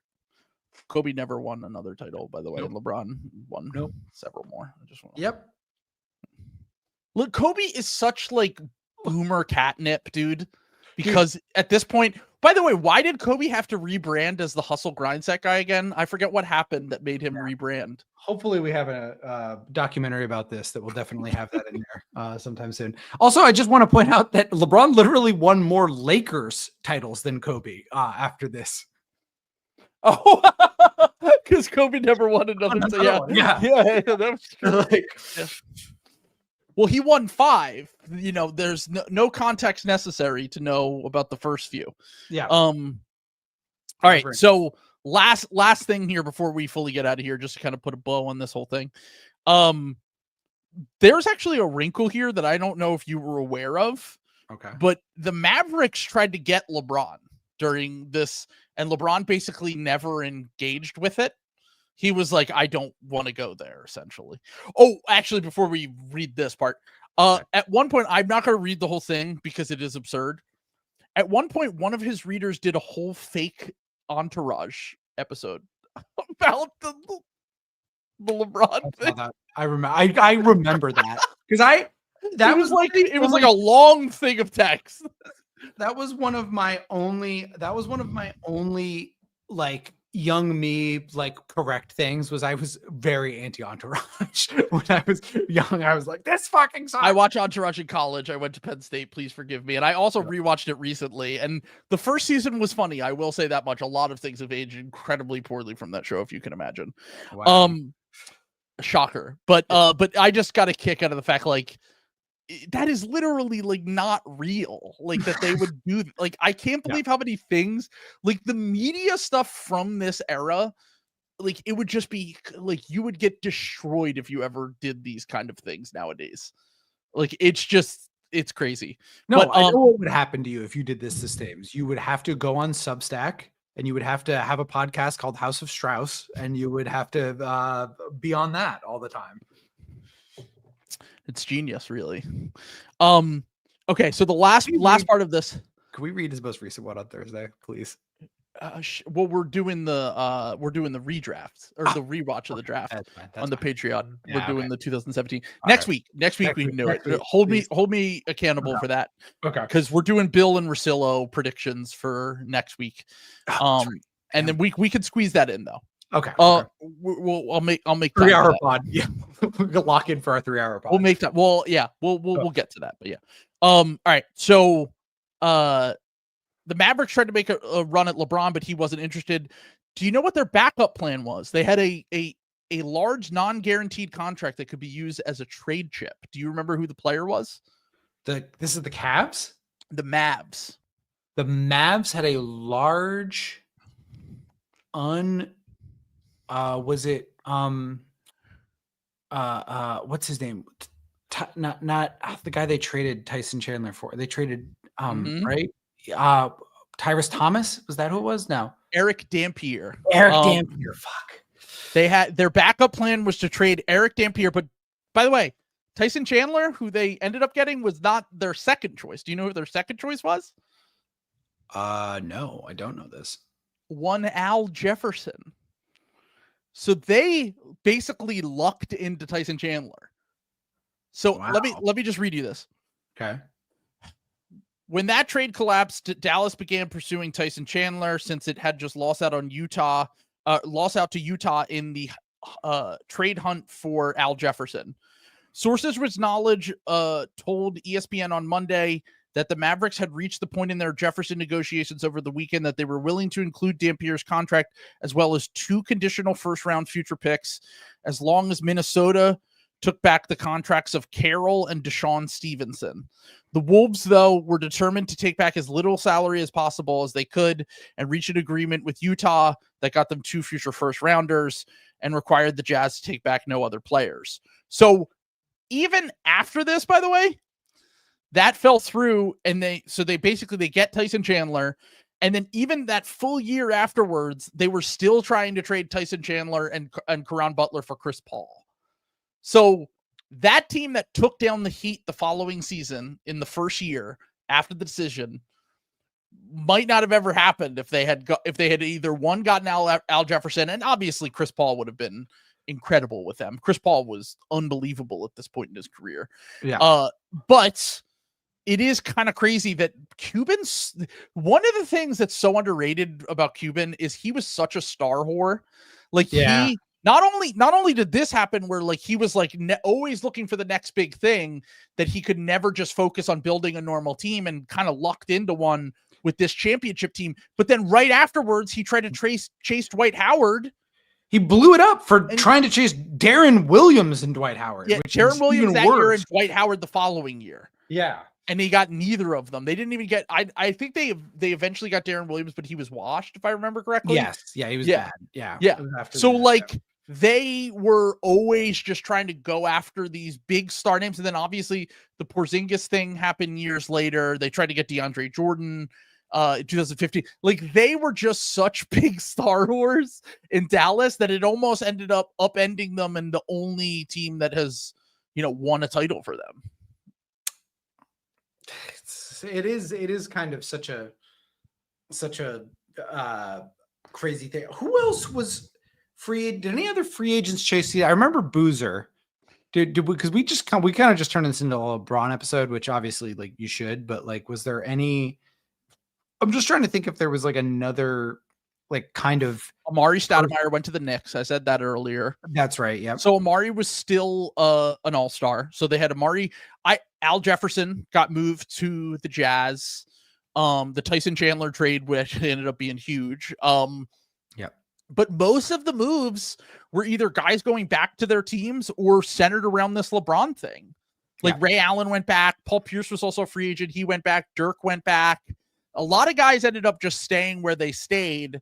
And then the large majority of moves were just kind of circling around this big, free agent thing. And then another thing that Bill did bring up was that the lockout was a big reason why this year the Heat probably couldn't get guys chasing 1-year deals, because we were a year away from a CBA negotiation that ended up, shortening the following season. So guys really wanted to cash out during this free agency period, and it ended up hurting the Heat in their first year. So Bill was correct about that. It wasn't really until after that, once the lockout was over, that they got the more of the ring chaser guys to fill out their roster. It's kind of crazy that we haven't. I think should we? I think kind of think we should have a lockout next time. I think the players are. The players should let me in the players should let me in the room, man. Because like, if there's not a lockout, you guys are getting swindled. I'm sorry. Like you gotta get ready to flex your muscles. I think if they do have a lockout, it's because the middle class guys kind of are getting fucked right now. Because we keep hearing about guys that it's like, oh, well, you can't give him that contract. And it's like $20 million when the cap is like 180 or whatever it's going up to. Like it's really crazy because everyone just thinks like it is 5 or 7 years ago still, where it's like, oh my God, that much. And then you look up the percentage of the cap, and you're like, that's like 10% of the cap. You're not like, very much. Yeah. And like teams are more resistant to give out those deals. We really don't have many of those deals. Like I referenced the Corey Kispert thing earlier in this episode. If Corey Kispert were a free agent right now, he would get like $8 million, maybe 7. Yeah. It's not like his contract's bad, but it's not like, you could trade Corey Kispert, I think, without involving a first round pick. Like, I think you could trade him for like 2 seconds. God, dude, they're so resistant. Like, what was the worst contract handed out this offseason? We're kind of removed from that, dude. Yeah, I think also like part of that is kind of, it's a little different because right now it's because we're getting the second wave effects. Like basically the tariffs happened and we're getting the second wave effects of the bad CBA right now. Right. Like this is where we're going to be in 2026 when all of a sudden it's $30 to get like a fucking gallon of milk at Walmart in summer of 2026. This is we're in that right now where it's like, yeah, you have shit like you trading cat and you know what I'm saying? And they got away with it because Conley's the GOAT, but like, that is kind of insane. Like you just had the Celtics 2 years removed. I get that like Tatum got hurt and I was asking for this, but they did like fire sale a championship team. Well, the thing that I was going to say was that probably the worst contract handed out was the Mikal Bridges contract. And it doesn't even really matter because the next 2 years, the Knicks have to go for it. So like, who gives a shit? Like it's really like, you know, shit or get off the pot time for them. So someone brought up the Jabari Smith thing. Jabari Smith is a perfect example. Bro, Jabari's making like nothing compared to the cap percentage. I'm not the biggest Jabari guy, but even I admitted, I was like, this is a totally fine contract for Jabari Smith. He's making what, $25 million a year? Like, bro, in 2 years, in 4 years near the end of that contract, that's literally going to be like 13% of the cap or whatever. It's really not that much when you think about it. Do you think by that point, when everything has collapsed, do you think that water will be more important than do you think Chicago will have the most cap space because they have the access to the Great Lakes? Good point. It's going to be Cleveland. The 3 big market teams, or 4 big market teams, will be Detroit, Cleveland, Milwaukee, and Chicago. If you are fresh water, the CEO of Nestle, and you want to privatize water and sponsor Ball, my DMs are open. We would love, Mr. Nestle. I love you so much. I think you've done nothing wrong. I know I've said a lot of left-leaning things. I can be bought so easily. I have 0 principles right now. Like I'm just, like, look, we don't work for anything. I'm just trying to get the bag, man. I really want to garden. I really want to own a home at some point in my life. So I will sell out immediately. Please get in touch with Trill. Yeah, please help with all of our debt. Anyway, we'll be back tomorrow, Sam, Wednesday. We will be doing our 2017 draft rewatch, a draft that is very near and dear to both of us. One for bad reasons for me, for good reasons for Sam. Well, kind of good reasons. So tune in. That will be on the Patreon. We'll live stream that. We're going to have some special guests come through. Should be really fun. And then next week, we're back with the Bill and Russillo, which I don't even know if it's Russillo, by the way, because his contract might be up. Just House? We'll see. It might Should just we be bet Bill on and that? we'll make a bet on that. We'll do our over-unders for this upcoming season, where if you're not familiar with the concept because you haven't been around, we try to predict what they predict every year. So we're predicting their predictions, which is it's a normal podcast. It's regular. It's actually a real. We do pretty good. Trill and I, we're also, this is very important for me because we've done this 3 years now, right? I was going to say this is our fourth year. Yeah. This is our 4th year. Trill has won every time. Going for the sweep. Series sweep. Series sweep here. This is where I start my 2004 Red Sox comeback to get Trill on the thing. God, I lost to you by, I think 1 and 2 the first 2 years, and I think you killed me by like 4 last year. The funniest one was the fact that the Raptors ended up coming close at the end, and it was like that was just running up the score at that point because I was over on the Raptors, and I was like, man, what a bad pick that was. And then they just stacked up the Mickey Mouse March wins, and I was like, oh my God, I can't believe I'm doing this. I can't believe that I'm coming back and possibly. But yeah, no, I ended up. It's pretty close every year, I would say though. Like it comes down to the wire. I'm trying to. I thought I had the records right here. I think I do. We ended up. I didn't do that like, great last year. I don't think. No, you did pretty well. Was this last year? Yeah, this was last year. You were 19. The Raptors, because the Raptors was 30 and a half, and that was an under, right? They hit 30. I think was their exact win total last year, right? I think that by the time Bill and Rosillo got around to it, it was 29, and they both went under, and they ended up hitting over. Yes. I think it was exactly at 30, which I think changes it a little bit. It was 30 and 52. So I hit it there and got one of my locks, but you ended up 19 and 11 and I ended up 17 and 13. So we both got like 20 the first few years though. Like I feel we were over 20. Yeah, we were both over 20. Last year was kind of a shift. It was harder to predict because there was just so much parity last year. We still did really well though. I thought we were fucking cooked. Like it looked really bad for both of us. We were like, our biggest L was definitely the Pistons. We were like, the Pistons are going to suck, and I can tell you they ended up being pretty good. Here are the ones we were both wrong on. Philly, we both took the over on Philly, which like injuries, whatever. We both took the over on Orlando, which like they just had the year from hell. They were decimated too, both the Sixers and Orlando. But that's the hardest part of this is projecting which teams are going to have the year from hell. Yeah. We were both under on both LA teams, which was tough. But the Lakers is a little more of a thing. And then we both had under for Detroit, like you said, and then we both had the Denver over, which I think was very close. Which we also was crazy because there were a lot of people, even Denver people were taking their under last year. And we were like, no, they have Jokic, dude. They're going to hit their over. I'm kind of surprised they didn't. They must have been very close to that. Yeah, it was definitely close. Because it was, what was it? It was 50 and a half. They didn't win 50 games last year. I think they won like just around that. That's tough. I think we were very close. It was 50 and 32. We missed that by a half game. Like, come on. That's tough. Absolute nonsense. But then Chicago, the other one we missed was Chicago because of their Mickey Mouse March.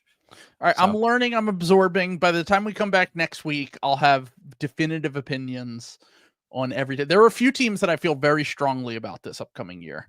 I haven't even looked at the over-under. I'll have to look at the over-unders. By the way, we're both going to go over on the Hawks. Will and another person sent it to me. It's like 46, dude. Over on 46? I don't know. Think so. I think this team's really good. I've come around on them. At first I was like, this is ridiculous. Everyone's overhyping them. And the more I look at their roster, the more I'm like, they're not just like 9 or 10 like quality rotation players. Everyone's gonna yell at me so much. Yeah, you're shorting the stock after you built it up for years. But this is like, because I feel like, I don't know, too many people are on them. Every time there's a lot of people on the Hawks, I get really nervous.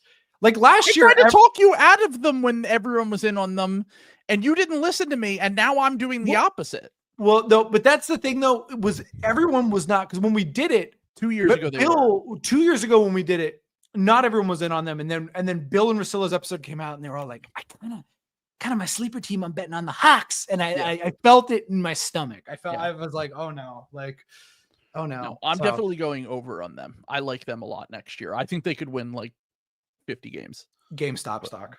We'll see. Yeah. Wall Street bets. That was a good movie. I don't know if you watched that movie, by the way. I like that movie. No. Paul Dano, Seth Rogen movie. It was the GameStop. I think it was called Dumb Money. It was really good. I enjoyed it a lot. But did Paul Dano get his ass kicked in it? Paul Dano's the main character, so no. Oh, he didn't. Okay. Well, at times, yeah, kind of. Normally, Paul Dano like gets physically beaten in every movie he's in.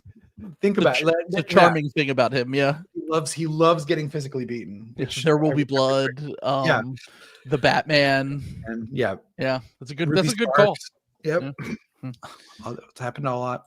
All right, let's wrap it up. We'll be back tomorrow night, and then we'll be back next week for the main feed. Sign up for the Patreon or join the YouTube room if you haven't already. They're still matching on that. Thanks for watching. Peace.